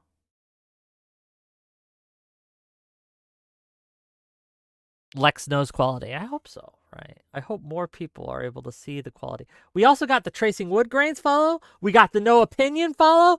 Yesterday was a banner day for follows for Wick, okay? A banner day. So I'm really happy about that.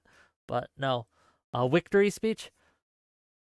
Ladies, gentlemen, fellow Wickers, okay? We are here today to celebrate the victory of Wickdom over our detractors. They said it couldn't be done. They said there was no way that such a small channel, such a small guy, such a small boy, a small bean, such a cute little friendo could get the ears or the eyes of the famous and the powerful. But we did it. We did it. Despite having disagreements with Lex. Public disagreements. Where he said he's disagreed with me publicly. We have come together to gain his ear. An ear of a man who's sitting down with Zelensky, president of Ukraine, in the coming months. Who has sat down with the president-elect of the United States, Donald J. Trump. A man who had Thanksgiving dinner. Not this Thanksgiving, but the last Thanksgiving with Ivanka and Jared.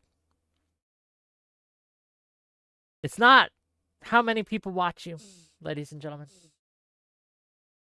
It's who watches you. Who influences the influencers? This guy. There's your speech. There you go. Trump was right. I'm tired of winning.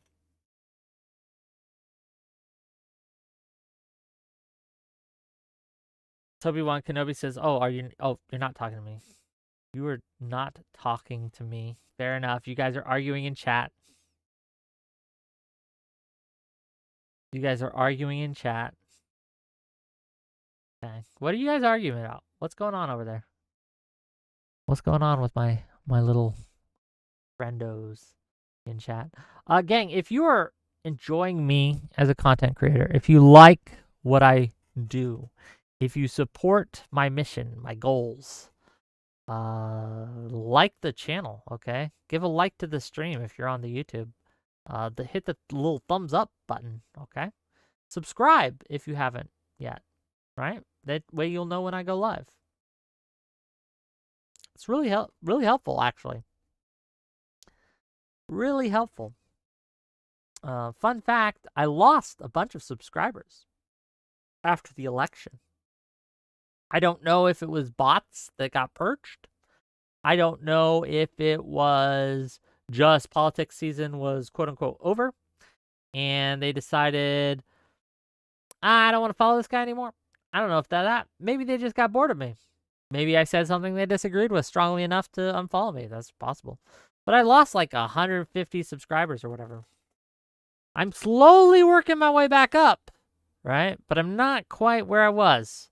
So if you have it in your hearts to subscribe to me and you haven't, please, by all means, could really use it. And if you're watching this on Twitch or on Kicked, hit that follow button. Easy. It's free. Okay? You don't have to pay a cent. Really helps me out. Really helps me out. People were mad at my Destiny show, by the way. At least the commenters were. That stream, the 8-hour Destiny Fiesta stream we had recently, that both sections of that made it onto his main channel, right? And I perused the comments just because I'm always curious what people think. People were mad at me that I was reading super chats. There was a guy who was mad because I was happy that I was getting super chats, and I expressed my happiness at getting super chats. He thought it was, the word he used was disgusting. That I would make money, I guess? I don't know. I don't understand. I don't. Like, of course I'm going to be happy I make money. Of course. I'm not doing this for free. This is my job. If I don't make enough money, I can't do this. So when I do make money, I'm glad of it. If no one gives me money, I will eventually go broke and have to get a real job. I don't want to do that. I want to keep making money. So I appreciate when you guys do give me some subs and things like that. Audacity says, Pac-Man cried after the election. He lost a bunch of subs, probably PV bots. I mean, maybe. Admiral Gibbs says, your side hates you. Some of them do, but your side hates me too. I had an argument with the rightoid because I called, Trump called recently to end birthright citizenship. And I said, that's unconstitutional because it is. If you guys are familiar with the 14th Amendment, it provides birthright citizenship to anyone under two conditions. You have to be born in the U.S. or a naturalized citizen, right? And you have to be subject to the laws of the United States of America, okay? So you have to be born here and you have to be subject to our laws. That's it. That's all that's required to be an American citizen, okay? Trump has made comments that he wants to do away with that. Day one, he's going to end it. That would be unconstitutional. He can't. If he wants to end birthright citizenship, you have to do it through an amendment to the Constitution. Any other way is simply unconstitutional. And we have Supreme Court precedent to back this up, okay? I made a very simple statement on this. A lot of people got mad at me on the right. A lot of people got mad. Well, not a lot, but a few. Enough to annoy me. Okay.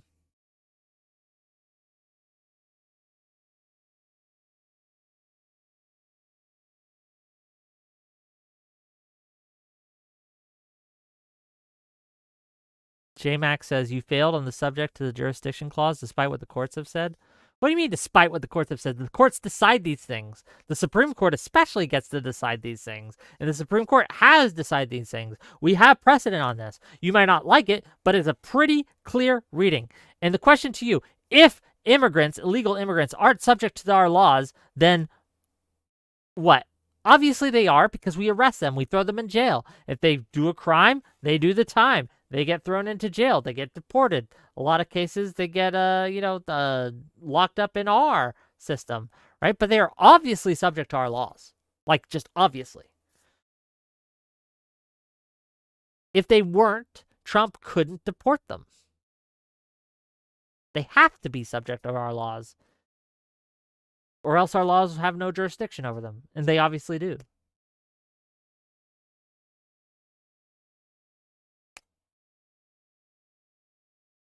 Audacity says, but we disagree with you. We don't hate you like DGG does. Do you guys think DGG hates me?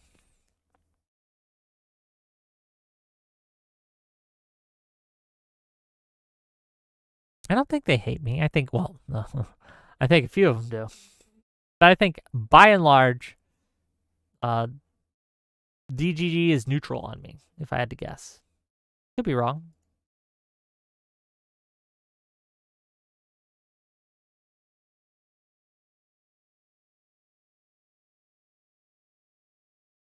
JMax says, we don't blindly appeal to the court. Do you argue that Plessy never should have been overturned because it was settled in precedent? Of course not. Yeah, but like the plain reading of the text, it's very simple. Do I have to bring it up? Hold on. I will. I'll just read it out to you. 14th Amendment. Okay. I don't know why they highlighted a section in this, whatever, but let's just read it. This is the 14th Amendment to the Constitution. There are two sections, okay? The first section is the one that we care about in this incidents, right? And it says this, pretty simple. All persons born or naturalized in the United States, Clause 1, and subject to the jurisdiction thereof, Clause 2, are citizens of the United States and of the state wherein they reside. Period. No state shall make or enforce any law which shall abridge the privileges or immunities of citizens of the United States, nor shall any state deprive any person of life, liberty, or property without due process of law, nor deny to any person within its jurisdiction the equal protection of the laws. It's very clear. Again, 2 conditions that need to be met. 1, born or naturalized in the United States. Pretty straightforward. Subject to the jurisdiction thereof. And what that means, ladies and gentlemen, is that you are subject to our laws, right? So if you break the law, that you are able to be arrested and tried and all that. This is why, gang, fun fact, sons of diplomats and ambassadors, or children, I guess we could include all kinds of kids in this. If you're a diplomat to the United States, your kid does not get citizenship because they are not subject to our laws. They have what is called diplomatic immunity, right? So they are not subject to our laws. Therefore, they are not citizens when they are born here. Simple. They can become citizens. They have to be naturalized, and in which case, when that happens, they become subject to our laws. Okay. I don't know if they can do that while their parent is an ambassador. I'm not sure, but I assume that after the parent becomes an ambassador that they can. I'm just assuming here, right? But yes, this is the foundation for birthright citizenship. If you're born here, you're subject to our laws. You're a citizen. Now, you may not like that. You may be thinking to yourself, well, Wick, I think that's bad for the country. I think we should change how this works. Fair enough. But you have to get a constitutional amendment to change that. You can't just executive order it out. That's unconstitutional. You can't just pass a law in the legislature. That's unconstitutional. It will be overturned by the courts. You have to get an amendment. You may not like that you have to get an amendment, but you do. That's how our system works. Tessie Johnson says Trump will try. He very well might.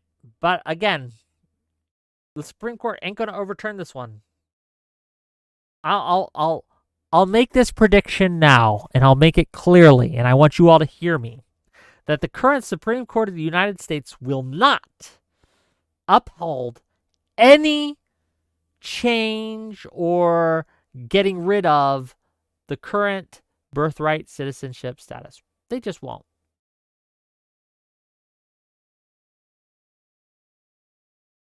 Wick, how much you betting against Kamikaze? I already bet $50 against him on the CEO shooter thing. I already made that $50. That was my betting money for the month. Always bet against Kami. Fair enough.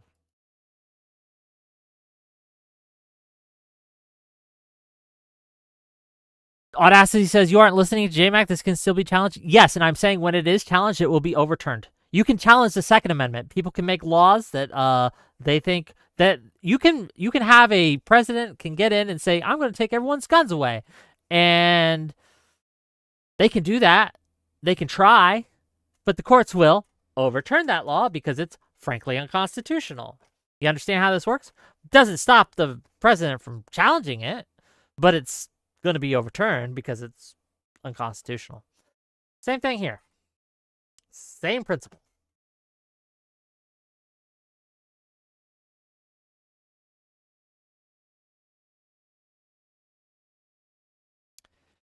Audacity says, do you think he will attempt to amend for a restriction to specifically be citizens' births only and not the current system? Do I think Trump will try? Probably. I'm 50-50 on him even trying, to be honest with you. But I think he will. 60-40. I'll 60-40 say he's going to try. Just so he can say, look, I tried, and look, those damn deep staters didn't let me, right? That's my prediction, but I'm not as strong on that prediction. Okay, 60-40. But yeah, absolutely. If it comes up to the Supreme Court, it gets thrown out. Or it might even get a hearing, but I don't think it even gets a hearing. I think it's tossed.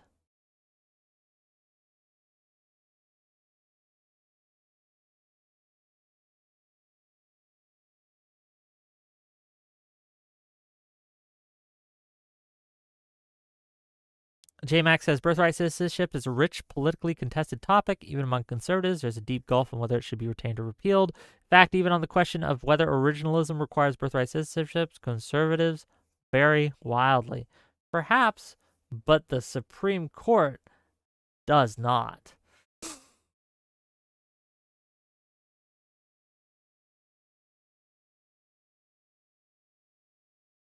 Are you growing your full beard again? Should I? What do you guys think?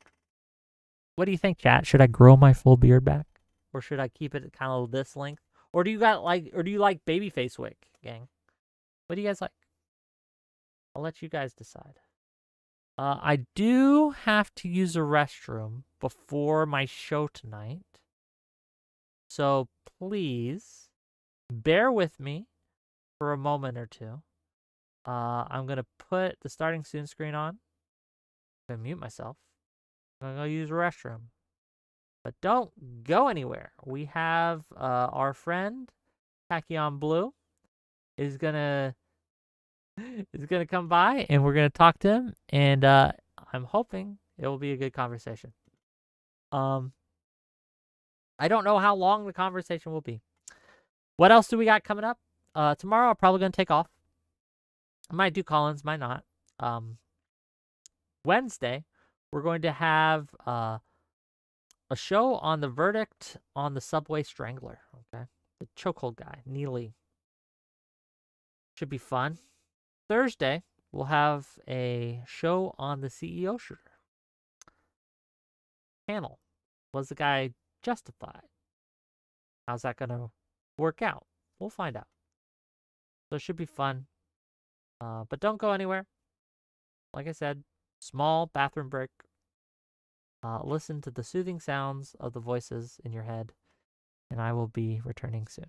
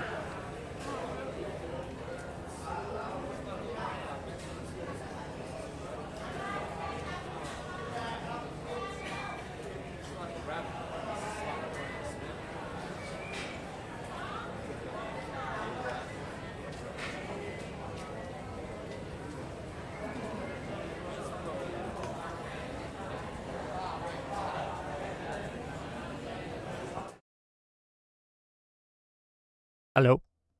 Hey, Kay, thank you for the tier 1 sub, or membership, I should say.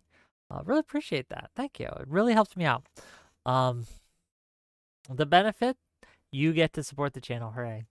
No, seriously, thank you.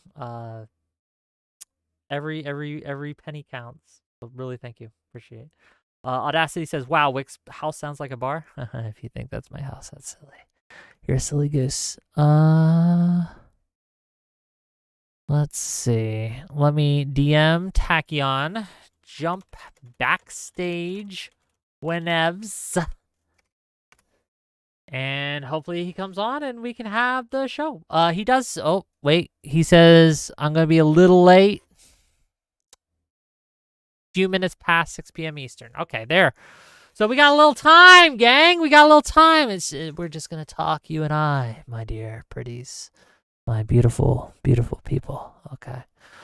Oh, man. Oh, man. Oh, man. I'm a silly little bitch. No, Audacity, don't do that to yourself, okay? You're a special guy. You know, you're a special guy. You're a precious individual. You are someone that matters, okay? Don't let anyone tell you otherwise. And you're powerful, okay? I want all of you to understand that you have power. I want to empower you. That while the systems may seem daunting, the institutions may seem insurmountable, that things may seem out of your control, you have power, my dear viewer, okay? You have power. Even in the darkest landscapes, you can do things to make your life better and the lives of those around you better, okay? You have power. And if there's anything I can make clear to you guys today, that's it, right? You have power. Look at Syria. A month ago, 2 months ago, 3 months ago, okay? People have said Assad's totally in charge. Assad's never gonna fall. Assad's in it forever. Look how fast that changed. Look how fast circumstances changed. And what was thought to be impossible is now reality. Dylan Bowser, thank you for the membership.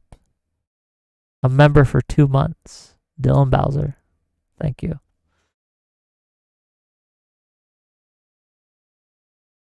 Wait, come on, answer me, bro. Did you get the green screen for the milking mommies? What are you talking about? What are you talking about? I don't even know what people are talking about. But yes, look. People have this presentism, okay?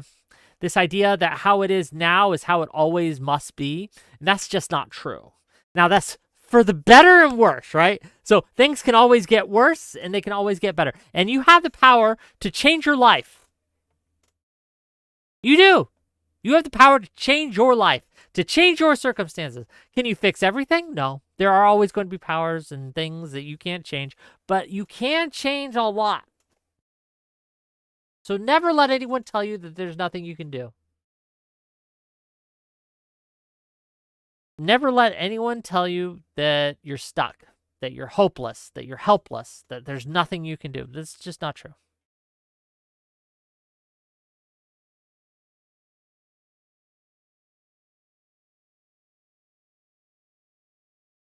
Kids are easy to influence with money.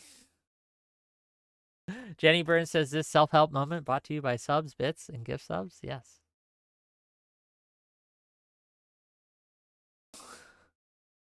If Dean Withers and Myron Gaines wants to debate and wants me to moderate, I will absolutely moderate. And I will moderate it failure. But let's be real. I don't think that either one of them is going to ask me to moderate that debate. I just don't think that's going to happen. They should, but I don't think that's going to happen. Scorpion says, what a terrible day to have eyes. Why? What did you see? What did you look at, my dear viewer? We're just waiting on my guest here before we get into that. So I'm just killing time. I'm just killing time. I'm assassinating that time, okay? Shooting it in the back.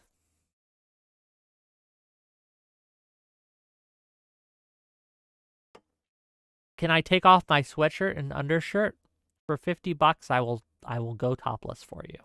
You give me $50, I will take off my shirt. Yes. Or my hoodie, if you will. $50. Put up or shut up.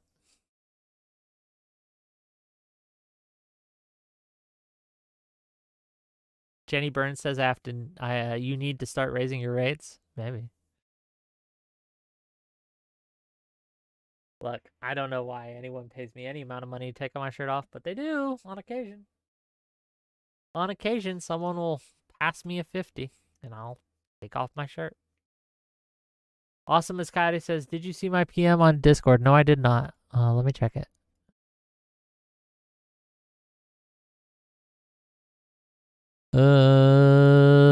So there's one catch-22 I can see Trump doing. I know this because my Uncle Eddie. Okay, who's your uncle? Okay. If Trump pushes people over to Mexico, they are required to prove that they are a citizen to get back over. If he orders their passports and IDs to be burned, they can't come back because they have to come to the U.S. and get their proof. Well, you can't do that if you are in Mexico. Maybe it would be kind of wild if he did that. But yes, but that wouldn't change birthright citizenship. That would just him be pushing people out and deporting people. But that wouldn't change birthright citizenship, no. Uncle Eddie. Who's Uncle Eddie? You know what? I should have asked. I'm assuming you're comfortable with me reading that PM on screen. I should have asked. I apologize. Maybe it was meant to be private. But you asked about it. And you asked if I'd seen it. And it was about the subject at hand. So I made an assumption. Maybe I should not have. Oh, you're fine? Woof. Good. Good. I'm glad.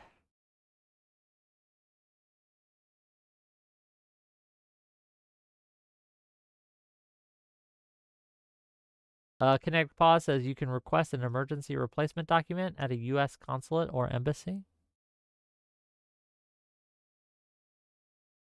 I've never lost my passport in a foreign country. I've never had to do that.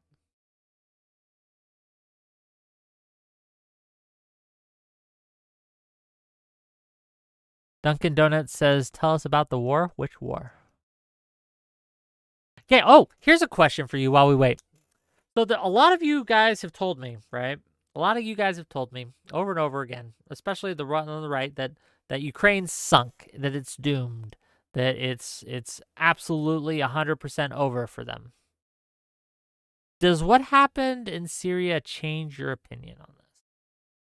Because again, all the experts said Assad was firm grip on power, okay? That he had the rebels confined. They were done. They were sunk. There was no way that they were going to win. All yada, yada, yada, yada, yada, right? Well, turns out they were all fucking wrong. So does that change your outlook on the Ukraine-Russian war?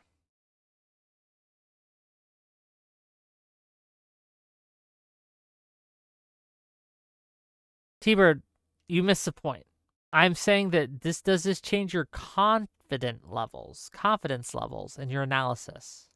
Given that the confident expert analysis of Syria was that Assad was strong and in a position of strength and power, unassailable. So my question is, does the fact that that was wrong change your confidence levels in your view of the Ukrainian position?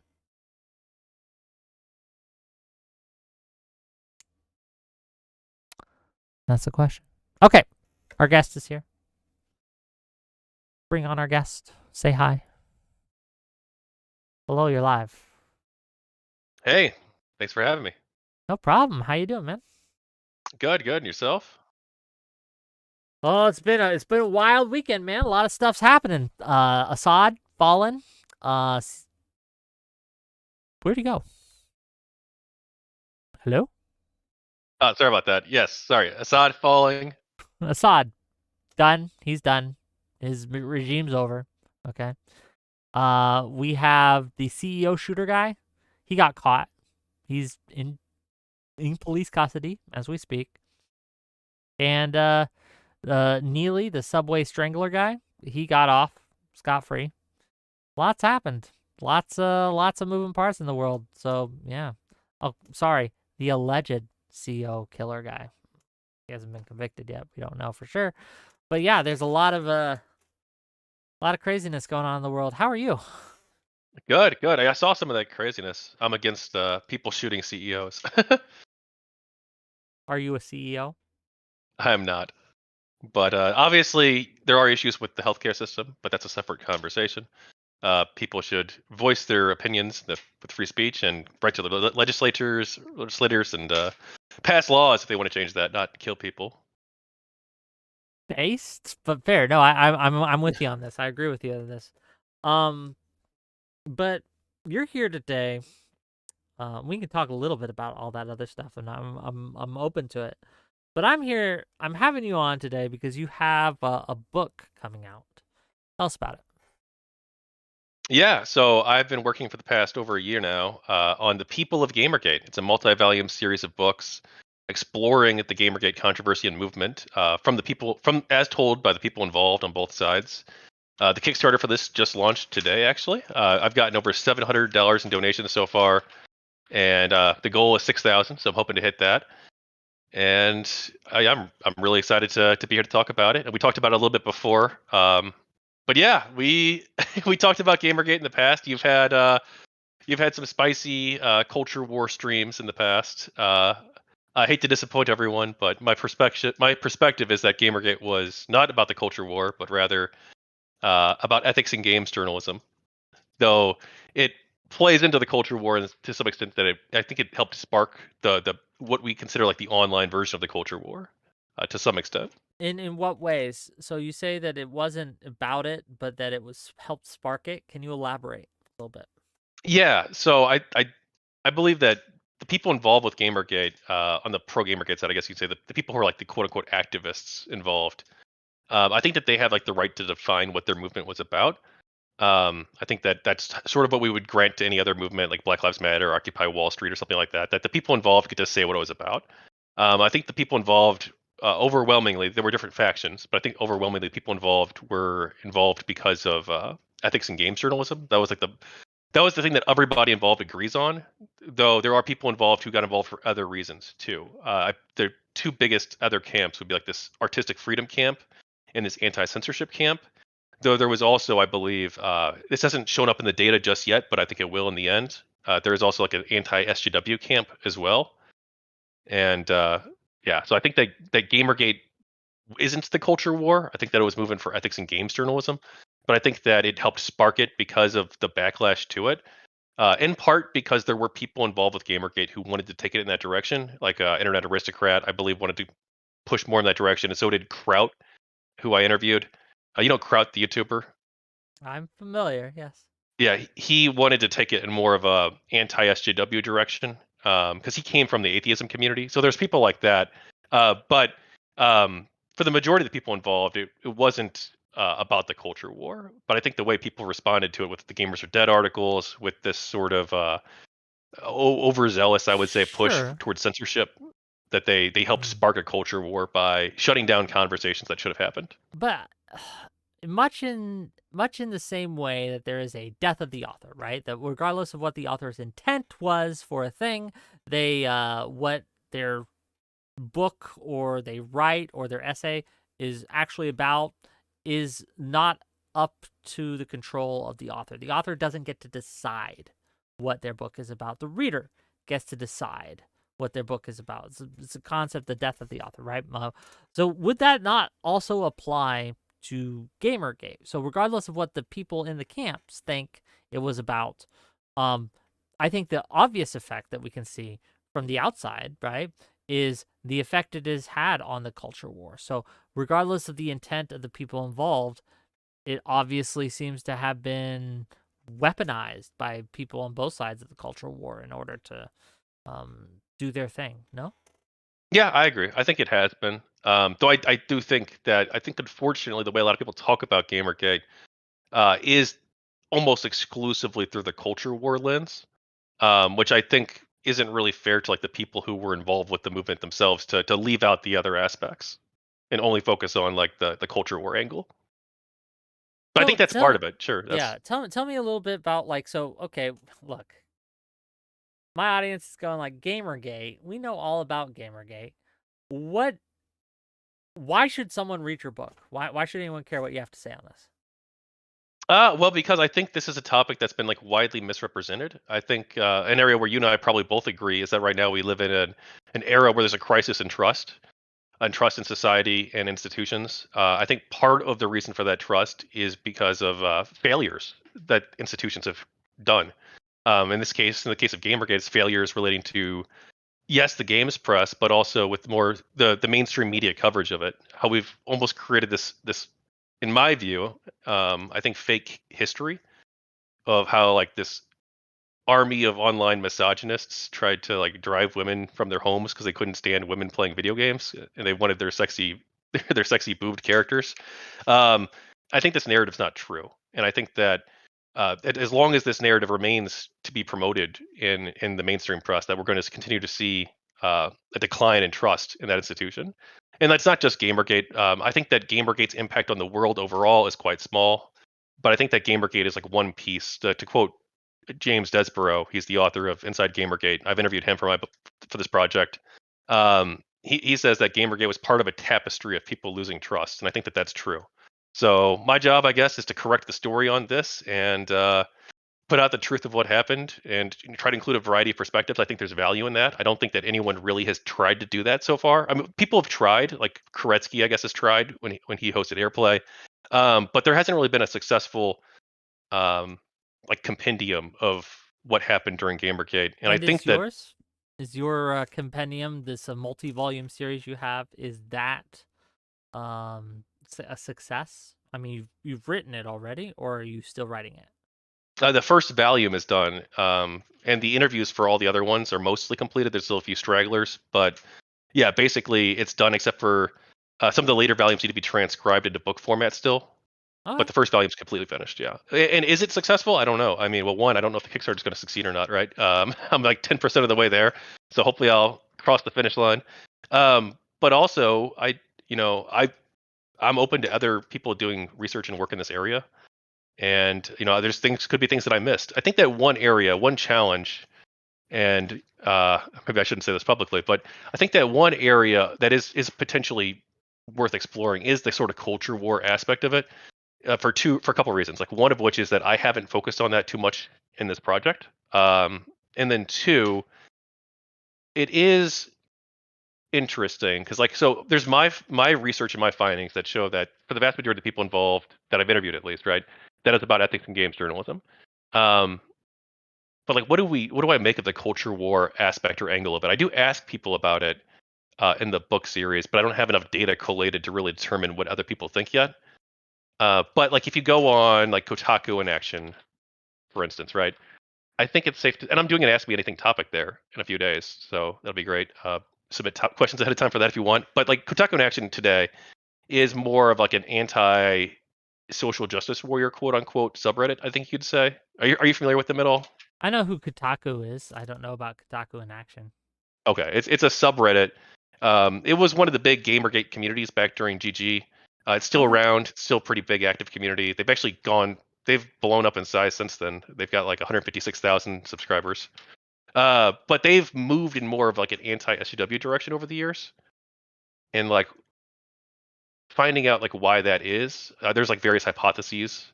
I think would be interesting Well, to what's like your examine idea? and explore. Why do you think it has? I think like there's multiple different things. I think one, a bunch of the people involved with Gamergate who were on Kotaku in Action, some of them quit over the years, including like me.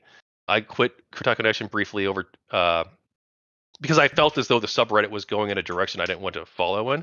I felt that they were becoming way too more like right wing, which is fine. But like I felt like they're becoming more. Yeah, I personally didn't like the way they were going with it, and they were leaning more into that anti-SJW kind of stuff. So part of it's because of people leaving, but then also I think part of it too is because they brought in a bunch of new people. Like, if you look at the numbers of their subreddit, uh, it went from like 30,000 people or 40,000 people like during the height of Gamergate to 156,000 now. And part of that's because a lot of other communities have been banned. And so I think a lot of it has been people Kotaku Connection setting themselves up as like a refugee camp kind of for people from other communities, like the other inaction communities that got Okay. banned, Yeah. and Fat People Hate that got banned because they were one of the few subreddits that was like hardcore in favor of free speech on Reddit, essentially, and so they attracted a lot of new people who came in. Okay. And also too, I think a lot of people had like negative interactions Maybe this with we social should justice have. people. Yeah, maybe we should have started with this question, right? Hmm. Though I don't know if it's a necessary question given my audience, but I'll ask it anyway. What was Gamergate? It What was are a we even movement for talking about? ethics in Right? games journalism from 2014 to around 2018. Okay. Why does this matter? Why are you doing a book on this, right? Like, who cares? Because one, it always bothered me that I saw, because I was part of this, right? So I was involved in the movement. I organized the St. Louis meetups. I was never really happy with how the narrative on this kind of spun out of control, and What? then now we're Okay, being so blamed the for. narrative spun out of control. What is the narrative, and when did it spin out of control? I don't know when exactly. I don't think it was like a single moment. But the narrative, I guess, would be this perception that the Gamergate movement supported. Like, there's multiple different narratives depending on who you ask. I guess like the one that I was bothered by most of all, I guess, was this sort of idea that like no, the people involved they weren't genuine in their beliefs, that they were actually using ethics or censorship or artistic freedom as covers so that they could harass women. I don't think this was true. I didn't think this was true at the time. I tried to approach the topic neutrally and in how I investigated it now. Obviously, I have my biases, but yeah, I don't think this narrative was true, and I think it's unfortunate that all of these people involved, most of whom I think were pretty decent people, some of whom weren't, got smeared as being Who? misogynistic Sure. harassers. Who did you actually talk to about this? When you talk about the big players in Gamergate, who? So two questions. One, who were the big players? Okay, the people who were driving this on both sides. Like, if you had to name the top three on both sides, who would they be? And then two, who do you have in your book? Who did you talk to, at least in the first volume, that people can go and read if they want to? And kind of like yeah, let's start there. Let's go with that. Okay, so I guess the big players, it's difficult to say because one, the pro Gamergate, I know it's this answer, right? They preferred to go by, we don't have any leaders, we don't believe in that sort of thing, right? But realistically, I guess if you had to pick like people who are big players, I don't know if you can limit it to three. It was a really big phenomenon. And there's different camps. But I guess you'd have to say like Total Biscuit would be a big one, right? On the pro GG side. But also depends on what time period you're talking about too, because people would come and go. So like if you're talking about like 2014, it's probably like Total Biscuit, Internet Aristocrat, Stargon, Christina Hoff Summers. Uh, there's a bunch of other people you can name as well. And then like on the anti-Gamergate side, you'd have someone like Nita Sarkeesian or Zoe Quinn or Brianna Wu. But like the anti-Gamergate people, like a lot of them wouldn't identify themselves as being part of a movement. Like you're friends with Brianna. I don't think that she would be like, oh, I was an anti-gamer. She wouldn't like self-describe herself that way. I imagine in most cases, right? Though she did moderate Look, Gamergazi, so maybe she would. Brianna Wu of Gamergate era might have, but Brianna Wu now, I don't know, right? Like, she's Yeah. moderated a lot of her positions, so hard to say. You're the one that interviewed all these people, right? What do you think, right?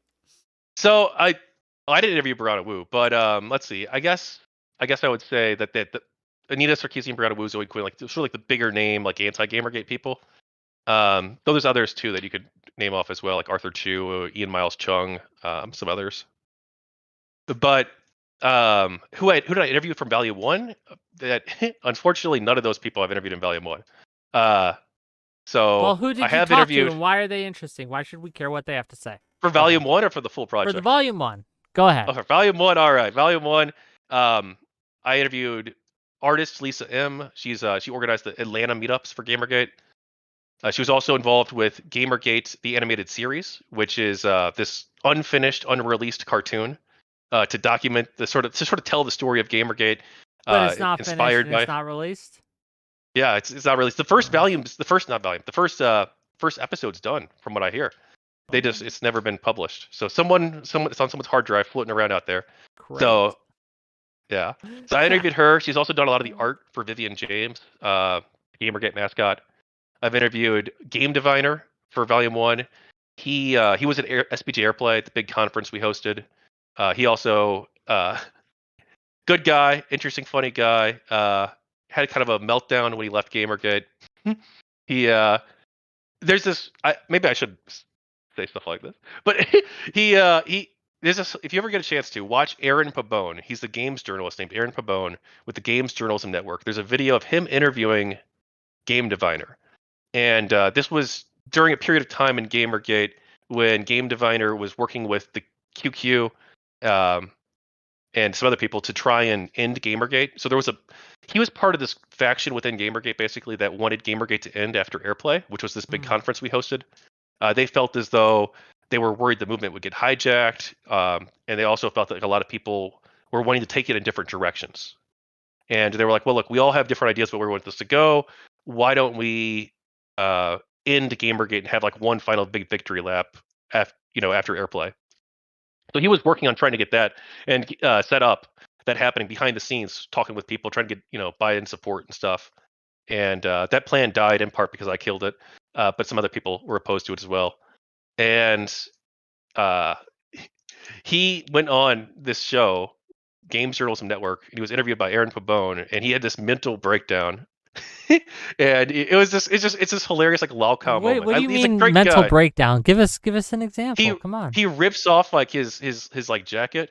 And he's like, I am Gamergate. And it's like this insane. Very Tom Cruise-y on Oprah kind of thing. Yeah. Okay. But no, I mean, I don't want to. I don't want people to only remember him because of that. But I've included his voice as well. Also, Oron Darklord, he moderated one of the debate subreddits, GG Discussion, where I'm doing an Ask Me Anything as well, and Kotaku in Action, he moderated them. Also, Alan Harris, he organized the Texas meetups for Gamergate. And he says that Gamergate helped him come out of his shell and that helped him make friends. So it was a good, positive experience for him. That was great. I've also interviewed Hasio, and he describes himself as a self-described background character in Gamergate for Volume 1. Background character, what does that mean? He not really a big, major, high-profile player, but he was there kind of watching things fly on the wall, Did you, and some other people. Yeah, I think you were on my show a couple times for the Gamergate 2 stuff, right? What do we think about the situation now? Now you have people like Grums and you have others, Cabraxis. Brutus. Then you have people like the Sweet Baby Inc. and things like that. How come that never really became anything, right? Like I know a lot of people were talking at the time, oh, it's the next Gamergate, et cetera, et cetera. It was we did a couple shows on it, and then it kind of just stopped. Yeah, I don't know.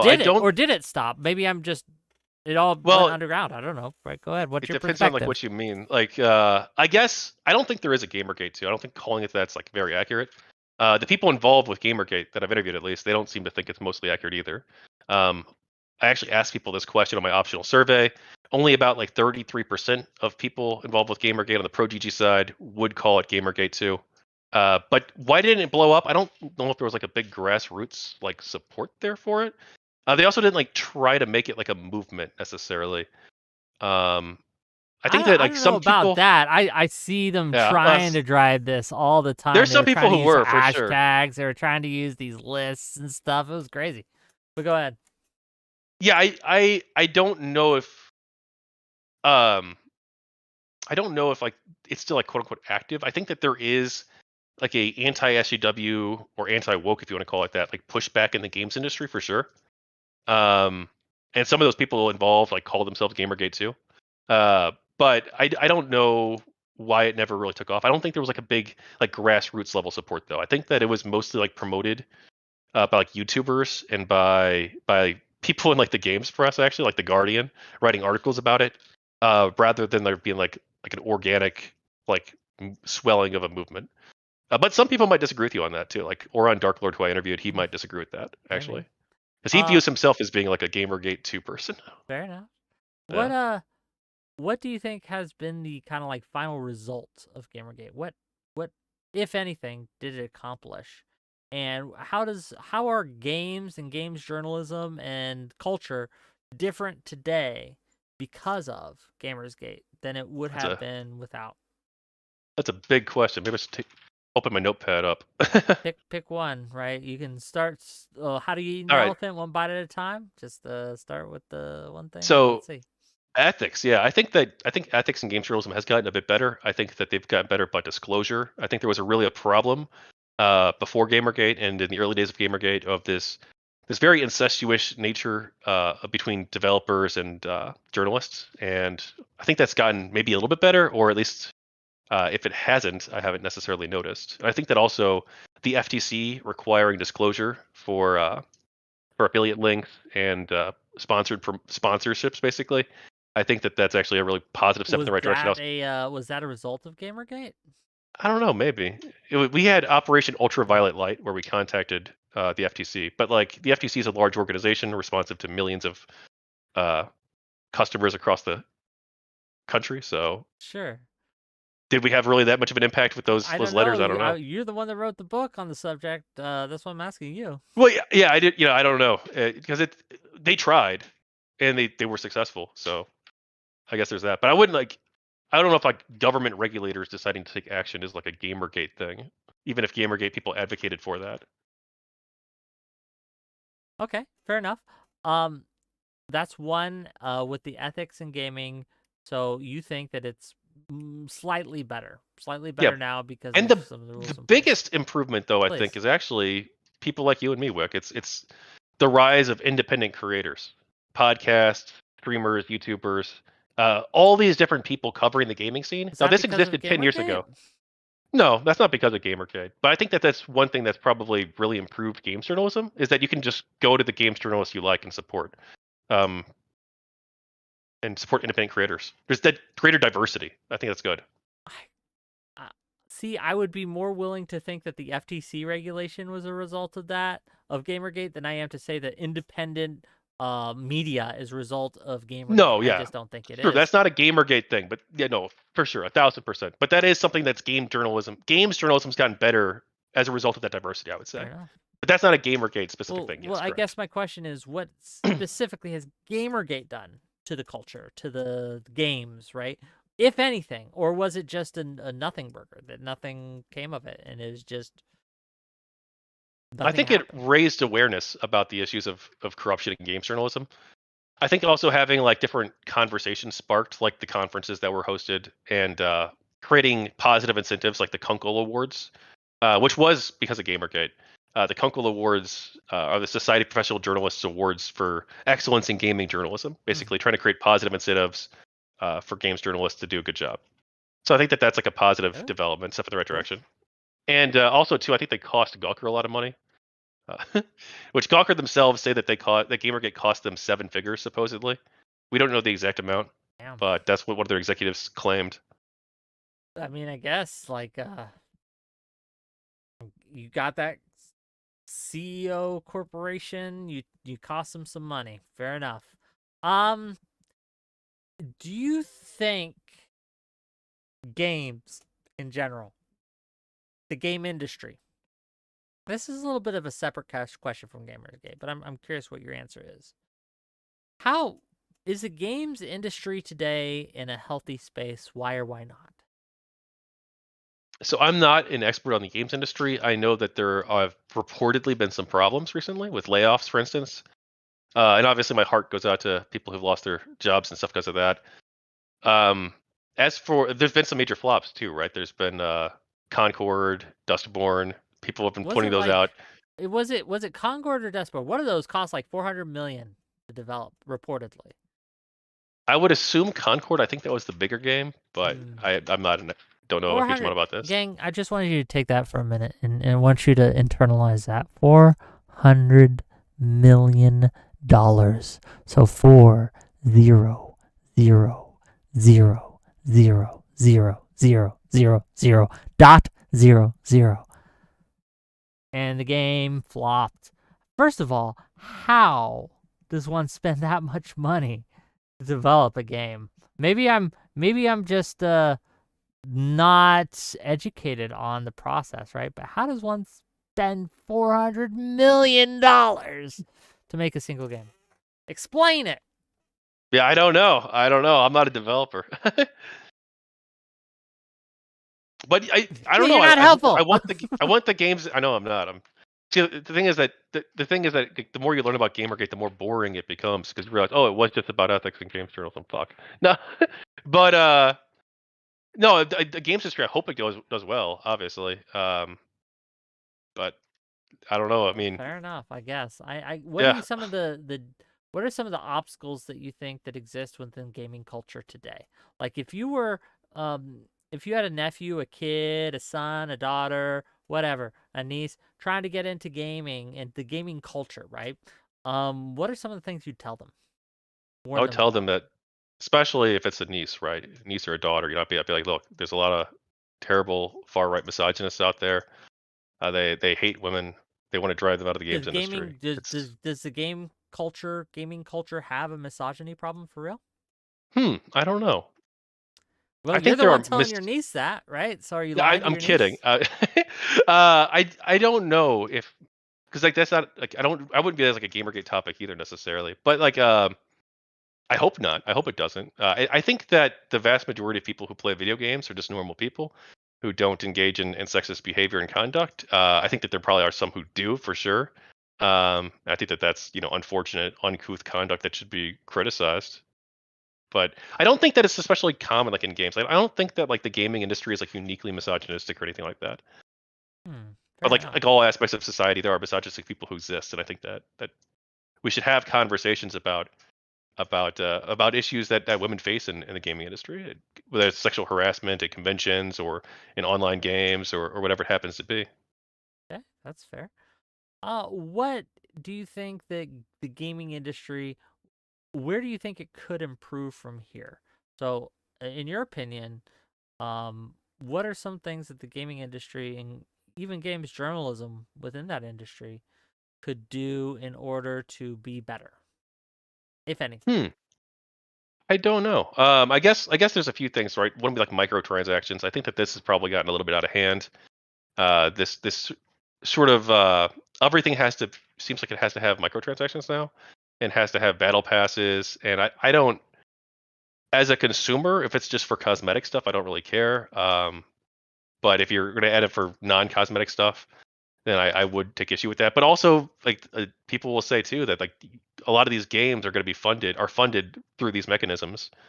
So if it's a choice between it has this monetization structure that I don't like versus I don't have the game at all, that's something that I don't know. And in theory, right, a developer could use the incoming revenue to support different new developments and innovations in the game, improvements to the game. Look, I guess at this point, right, sell your book to my audience, right? You're here to do that, right? You're here to promote it. Right, Go true. ahead. I guess I am. Sell it, baby. All right, so a lot of people on the internet are going to tell you a lot about Gamergate. A lot of them are going to be wrong, and that doesn't even necessarily wrong on purpose, or perhaps just wrong because there's a lot of misinformation out there about the topic. A lot of people are only going to tell you what fits their side of the story, what fits their narrative. I try to avoid doing that to some extent, at least. And yeah, if you want to learn more about Gamergate, learn about the true history of what happened, why everything transpired, what the people involved think. I've interviewed over 70 plus people, and they've got a lot of stories to tell. And I think there's stories that are worth hearing. I think there's lessons to be learned about a lot of different things, about ethics, about life, about video game history, about the culture war too, about censorship, about free speech, about what happens when you try to suppress. Or what life lesson should I take from Gamergate? That ethics are important, and that you should probably be ethical. I think you do a pretty good job of that already, for the most part. So I try. I mean, like I just a dude. Okay. if people want to buy your book, where can they? Or they want to support your Kickstarter you got going, where can they do that? Yeah, right now, Kickstarter.com. Or actually, you go to GamergateBook.com. GamergateBook.com. I purchased the domain. It'll redirect you to the Kickstarter. Or you can go on Kickstarter and search the people of I'm putting Gamergate. links in my chat, gang. So if you're on YouTube or you're on Twitch, I'll put a link. If you want to support the guy, please click the link. Yeah. Go ahead. And it will be available on Amazon after the Kickstarter period. So sometime early 2025. It'll be there. If you want to learn more about my work, you can check out my channel, or you can read the Kickstarter description. There's a very detailed description about the work I've done. Also, I'm doing Ask Me Anything topics on a bunch of different communities coming up too. That's also listed on the Kickstarter page. Okay, gang. Is there anything else you wanted to cover while you're here that we haven't? Well, I don't know. What else do you want to talk about? I'm just here, man. Like, you wanted to talk about this. I'm here to ask you questions. I'm here to. Yeah, this is. But I mean, like a lot of it is like you're like, oh, I don't know, and that's fair. But it's like, Well, yeah. Sorry, it's just like So one thing that you've noticed, perhaps, and as a content Okay, creator, go this ahead. is frustrating. It's that when you try to be like honest about stuff, you oftentimes don't have Sure. very much to say because there's a lot of topics that you don't have a great deal of knowledge about. And as a content creator, you still have to, as a person, as a citizen, you have to still have to talk about complex topics and have an opinion to some extent. But you shouldn't be married to those ideas. And maybe one lesson I've taken away is that I've been a little too, I guess, cautious to try and weigh in on things. And maybe I should be less so. That's up to you, man. Thank you for coming on. Mhm. Thank you for talking to me, and I appreciate it. And Gamergate, I wasn't in the Gamergate wars. I'm not a veteran of that. I was busy touching grass, and I didn't really pay attention to any of it. So it has been interesting seeing how it has shaped people's opinions and how visceral a reaction people have when you even bring up Gamergate in these communities, and people will draw battle lines and these things. So that's been very interesting to me, and I appreciate you being willing to come on my show, being willing to explain what you can and to talk about it. So thank you for that. Where can people find you if they want to find you? GamergateBook.com is like the main thing I'm promoting right now for the Kickstarter, but also Tachyon Blue on YouTube, Twitch, Kick, and Twitter. But Wick, I want to ask you. Go ahead. Why do you think that is? Why do you think that when you hear that? Because I'm sure you've seen it too, especially in these online streamer spaces, right? The term comes up, and it's a very Visceral divergent reaction. Yes. It's a very divisive as a topic. I think it's because it was and again, please, I'm going to qualify this. I wasn't involved in Gamergate. I'm just giving my opinion here. From what I've seen, people have very strong feelings. They were involved in it in a way like that. A lot of things you read about, you're just not involved in it, right? So a lot of people consider themselves veterans of this on either side or the other. They fought in the Gamergate wars, right? And so they have very strong opinions. They have personal skin in the game in here, and it affected them. And that's obviously going to rile up emotions that are stronger than if it's something you merely observed. So I think the fact that people participated in it is what is driving the big divisiveness. Yeah, I think that's probably fair. Let me. I got my audience has a question for you, and I'll ask this. This is from Cacophonies. So let me ask you this. What is your view on Meadowcar? Who's this? Oh, Mr. Mediker. He's a YouTuber. He was involved with Gamergate actually. He went by the name Internet Aristocrat back then. He's gone by like a bunch of different names over the years. Okay. But he's a big YouTuber. I'm surprised you'll probably run into him at some point. I've heard the name on occasion. I've never talked to him. What's your opinion on the guy? I don't really have a very strong opinion of him. I guess I generally like him. I invited him to participate in the project. I sent him a message on Facebook. He doesn't have his contact information very easily available. He never got back to me, unfortunately, so I didn't interview him. But I guess I have a generally positive opinion of him. When he was Internet Aristocrat, I had more of. He was out of Gamergate by the time I got involved, right? So I got involved with Gamergate in spring 2015.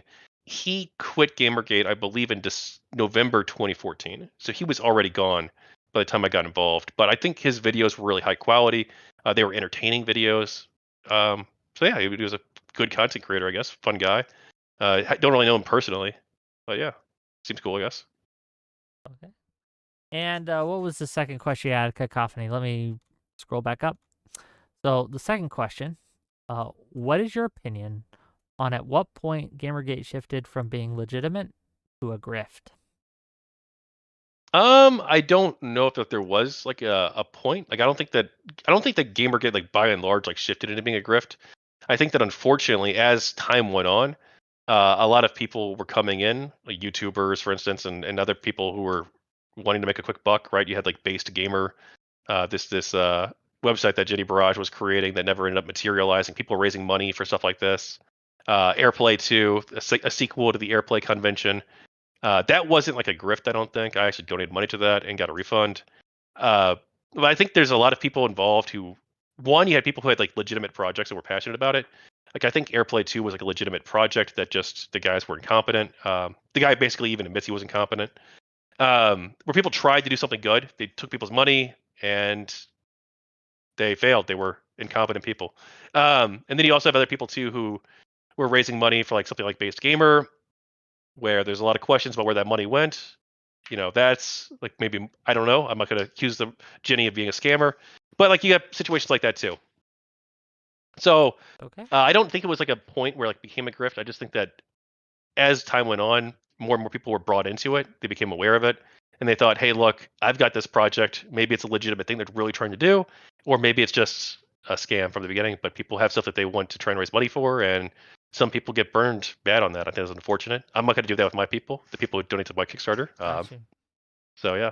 Well, this is from Nair Socks. How was the experience overall of making a book? Did anything exceed your expectations, like difficulty, writer's block, time issues, etc.? Yeah. So because of the process I used, it's really unique because I'm having the conversation like I'm having with you right now. But I'm transcribing that conversation into written format. So I don't have to deal with like writer's block in that sense, except for Tachyon's take, the final chapter of each volume. Now, as for like, Okay, what's your take? What's your take? Like, what's your conclusion? well, I'm doing one different one on each different topic. So for volume 1, it's games journalism. I think that games journalism had a problem during Gamergate. I think it's gotten a bit better since then. And I think that the Gamergate community, they engaged in certain tactics that I thought were effective, and I point that out. Win? The people involved seem to think so, but they Oh. seem to think so in 2015 as well too. So Fair enough. yeah, so I think so, but everyone thinks they won, right? So Is your coverage of Matt Jarbo positive or negative? you could say quite negative. Actually, I don't really talk about him too much in the project. I invited him to be interviewed. He never got back to me on that, which is not a big shock. I've criticized him publicly. He actually spread misinformation about the Androdoll, one of the people I've interviewed. The Androdoll was accused of being a PDF file, basically falsely, by this guy on Reddit, who basically admitted later on that it was false.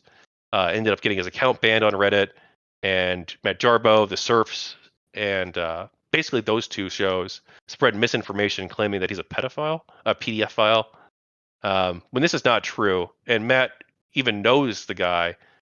He's been on Matt's been on the guy's show before in the past during Gamergate, and Matt still called him still heavily implied in his show that he was a PDF file. So I've actually done a video criticizing Matt Jarbo over this. Yeah. Strong feelings, I guess. I mean, I don't care, but he shouldn't lie to people. No, no, that's what I'm saying. Is like people Oh are yeah, for him, strong enough yeah. to yeah. So Audacity is a question. I think this will be the last question for the night. What or who do you consider the main launch point for Gamergate? What was the inciting incident? That's a tough question to answer too, because different people have different definitions. Some people would say that it was the Zoe post, which was Aaron Joni's blog post about his ex-girlfriend cheating on him with Nathan Grayson of Kotaku. Some people would say it was that. Other people would say that it was August 27th, which was when the hashtag was first used by Adam Baldwin. And then other people would say it was the Gamers Are Dead articles on August 28th. I think that, like, realistically, it's probably like a mix of the three, right? You have the conversation sort of starting about these sort of topics with the Zoe post. And then I think that over the next 2.5 weeks, you have really a poor response, I think, from the games press. You have some people who are engaging in harassment, right, against other people. But then you also have some people too that are engaging in harassment on both sides, actually, really, against people. And then you also have the games press refusing to reform. You have some people on Twitter saying a lot of stupid shit, insulting people who are asking questions about this. You have censorship, and then you have the Gamers Are Dead articles, which I think is really what's like started Gamergate, more or less. The Gamers Are Dead articles. I think that everything up until that point, like, there was still a chance to try and end this with like a just some reforms, slap some people on the wrist, and call it a day. But I think that them releasing those articles all at the same time, I think, is really what blew it up. The point of no return, kind of. Then it was off to the races, gang. Well, thank you, Tachyon, for coming on my show. Your link, gang, if you want to find him, I linked his channel in my YouTube description, and I have posted his Kickstarter in the chat. I will do so again. Please, if this is something you are interested in, there you go. You can get the book, read it. If that's what you're interested in. By all means, thank you for being on here. Any final words? Yeah, thanks for having me on, Wick. It's great to talk to you again, and hope you have a great Christmas. Well, Your Merry audience too. Christmas to you. Okay. Bye-bye. Bye.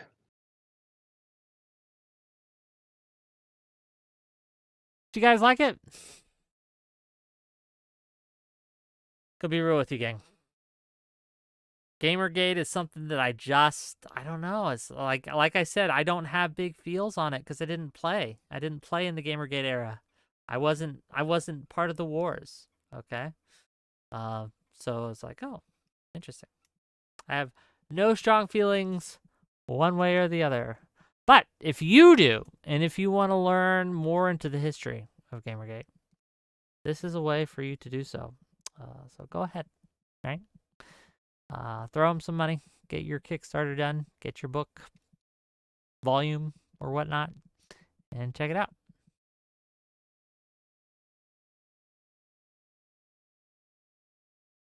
I will say, though, that I'll say this. It's frustrating as an interviewer, okay? I understand why, if you don't know, you should say, I don't know, right? And I'm with him on that. I'm with him on, like, hey, I don't really know about this, so I'm not going to comment. I think that's a good thing. That's something we should encourage. But I will say it's frustrating because if you're writing a book on Gamergate and I ask you about Gamergate, I expect you to know about Gamergate, right? I expect you to know, right, a few things. I don't know. Were my questions bad, gang? I don't know. I thought I was asking pretty simple ones, pretty general, pretty generic questions. And that's what I do as an interviewer. I start big and I try to narrow in based on their answer, right? And a lot of times my questions are open to interpretation because I want the person I'm asking to pick the interpretation that they have knowledge on and run with that. And then we can go with it. It sends a signal to me like, oh, you want to talk about it in this direction. Let's go with that because that's where your knowledge lies. That's where your interest lies. That's where we can go with. But, I don't know. Like I said, it's something I don't have strong opinions on. So it's hard to get me all worked up. A group of people trading reviews for sex. Oh, man. Hey, ladies, you want a good review on your Pinterest account or something? We can hook you up. I'll do the full disclosure, though. Okay, I'll let them know. Give him a 5-star review right there, baby. I don't know, man. Like, it's one of those things. I don't know.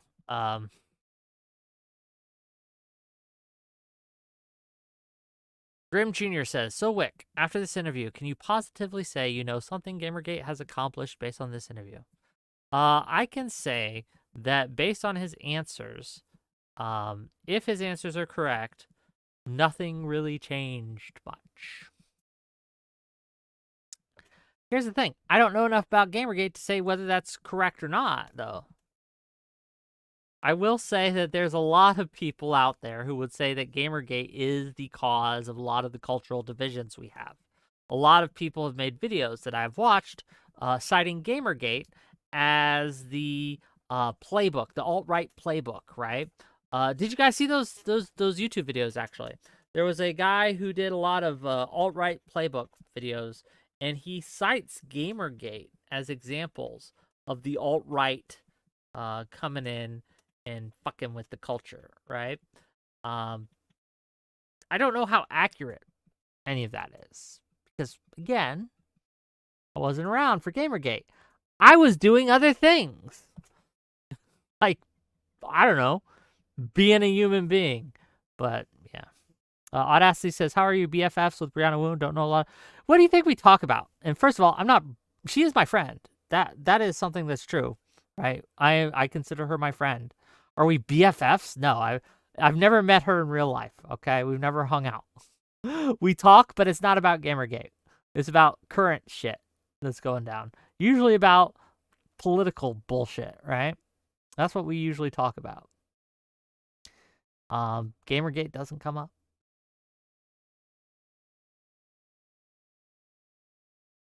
No Cow Mike says, was the good reviews for sexual favors thing actually ever confirmed? I'm a Gamergate layman, and every time the topic's brought up, it seems like it's about something slightly different. I don't know. I'm allowed to say I don't know, though, because I didn't write a book on the thing, okay?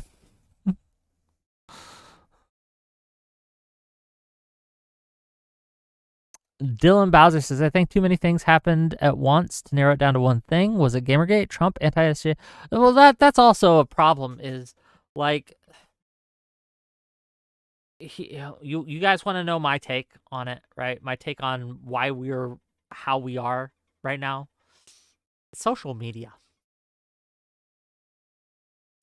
All these other things, right? Could never have happened without social media. Social media is the air, right? It is the ocean on which all these storms, all these tempests have occurred. Social media, right? The good, the bad, the ugly. Social media is changing the way we interact and politicize things and deal with cultural issues, right? Almost, and it's not just like things like Twitter and stuff. It's Tumblr. Do you know, and here's my theory, okay, here's my hypothesis, gang, that almost every single political issue that we have today in America can be traced to fandoms and Tumblr. All this tribalism can be traced to fandoms and Tumblr. Oh, yeah, it's true. I'm not kidding. The entitlement that a lot of people feel. Fandoms and Tumblr did that. Okay? How people view the world and view the lens of culture. Fandoms and Tumblr did that. Okay? It spread out like a cancer to the other platforms. But that's where it founded. That's where it calcified. That's where it grew. Okay? That's the birthing pods of all the cancer in all our politics. Boom. There you go. That's it. I'm just telling you. Worst fandoms: bronies, socialists, and Scientology. Look, again, I wasn't around during the Tumblr days, so I can't tell you which ones were worse, but they were all, look, none of them were good. It's because it's the whole, it wasn't what they were fandoms of. It was the culture around what it meant to be a fandom, right? And the resulting behaviors that it normalized and encouraged and incentivized. And people took those cultures, behaviors, views, ways of doing things, and they went out into the world and they spread their seed among the masses, and it became what we have today. Okay.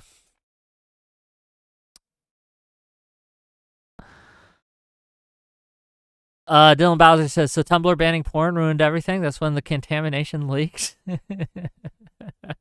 Yeah. Well, that's not the thing, because if it hadn't leaked then, it would have leaked another day, right? And it was all, and in fact, that might have kept it from becoming worse, because Tumblr was metastasizing these things, right? Like it was feeding on it, right?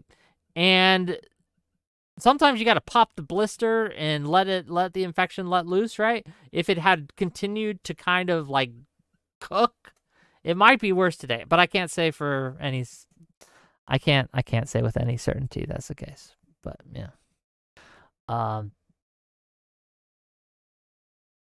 don't know. Reddit is bad too, right? Like there's a lot of bad with all these social media sites: Twitter, Reddit, Blue Sky, Tumblr, Facebook. They all have their own idiosyncrasies on why that they have caused some bad things to happen. And it's not all bad. Let me be real with you, gang. There have been some, I know there's good that comes from social media. The fact that I get to talk to all of you today is because of social media. I think that's a good thing. I don't know about you, but I think it's good that I, my dear viewers, get to talk to you whenever I like. My internet's shitting out. What do you mean? Hello?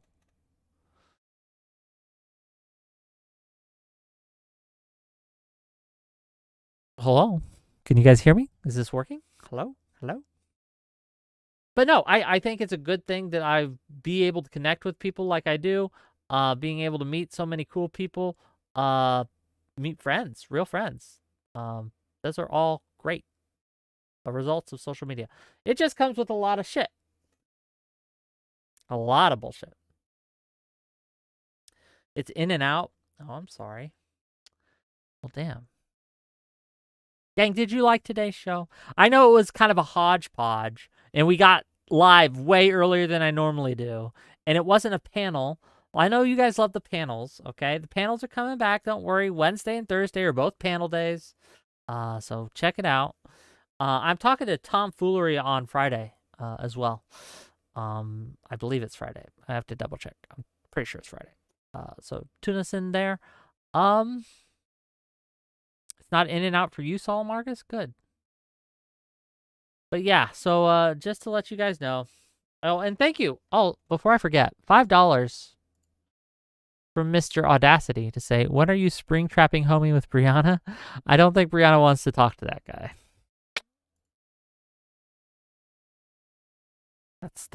That's just my impression.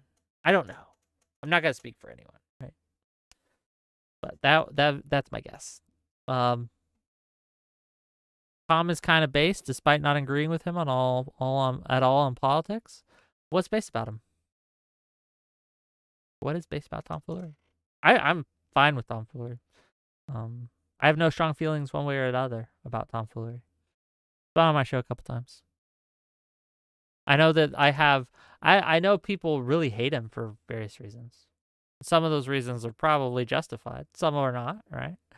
But, yeah, a lot of animosity towards Tom Foolery. There's a lot of animosity towards me, though, as well. Do you guys notice this? A lot of people don't like me. I don't know why. I mean, I kind of do, but I at the same time, I don't understand it. I get it and I don't. Let me explain. So I know that there's a lot of people who don't like me for a variety of reasons. I can be smug. A lot of people don't like my politics. They don't like the fact that I tell them no, that I scold them, basically, that I tone police sometimes. They don't like that. I get that, right? I know a lot of people don't like me because they think that I am some wicked act. A lot of people thought for a while that I stole your guys' money with the tooth thing. They were wrong. They were liars, but they thought it, right? Well, not all of them were liars. Some just believed it. But that was a rumor going around, that I had stolen all your money that you had given me so graciously. No, I didn't steal it. It just took forever, fucking ever, because of various reasons. Maybe one day I'll tell the full story, right? But there was a wide variety of. I had to change dentists 3 times because people tried to jerk me around. Okay, they were trying to jerk me around. I wasn't gonna stand for it. Okay, and I had some other gum issues and things I needed to fix. The prep.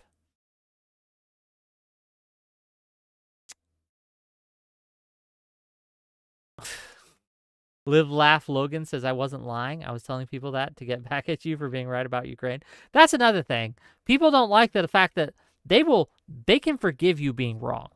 But there's some people who will never forgive if you're correct. And people hate when I'm right. They hate it.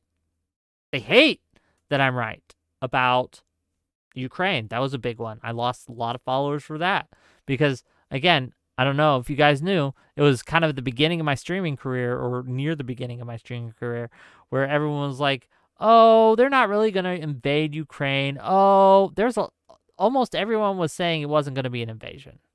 And I was sitting there banging the tables, like beating the drums saying, no, this is an invasion. They are coming. Look at what they're doing. It's obvious. Why don't you believe me? And I was yelling at everyone about that for a while. And then they invaded. And a lot of people didn't like that I was right about that. A few did. To their credit, there's a few people who I fought with who have since changed their tune. Okay, that was one thing. They didn't like I was right about the election stuff, right? They're saying, hey guys, we can't keep doing this. We can't keep shortening the tent. We can't keep calling all Republicans retarded. We can't keep celebrating their death, right? Like literally in some cases. We can't keep doing that. It's not going to work. People hated that I'm right about that as well. And yeah, so I think people hate that I'm right about the CEO thing too. I think that people hate the fact that I'm right about that. I don't think they've realized I'm right about it, but they will.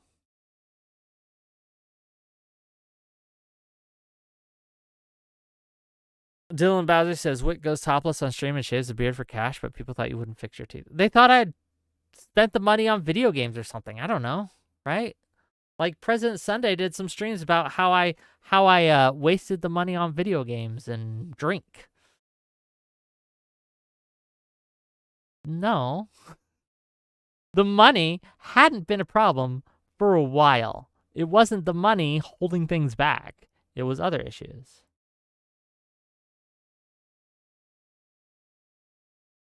Live Laugh Logan says, bro, it was the first day we met and we hollered at each other. Yeah. Yeah, we did. And you're one of the good ones, though. You came back.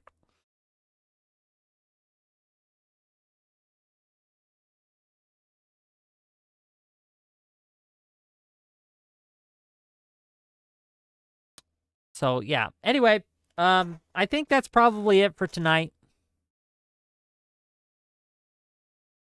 I don't have any other content for you. We've gone over all the things I wanted to go over. We went over Assad, fallen. CEO shooter, caught. Neely, exonerated. And, yeah. Wick, out. Okay, I guess I'll see you guys on Wednesday. And we'll talk about the Subway Strangler trial. Okay, we'll talk about that. We'll have some great guests on. Should be fun. I'll see you guys Wednesday at 6 p.m. Eastern. Okay, be good. Okay, I'm gonna go finish my book. I love you all. Is there anyone streaming right now? Irrelevant is. Let's go say hi to Irrelevant.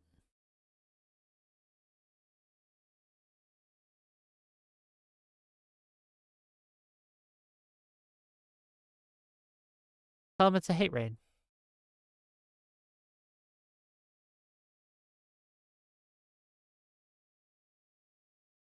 I love you all.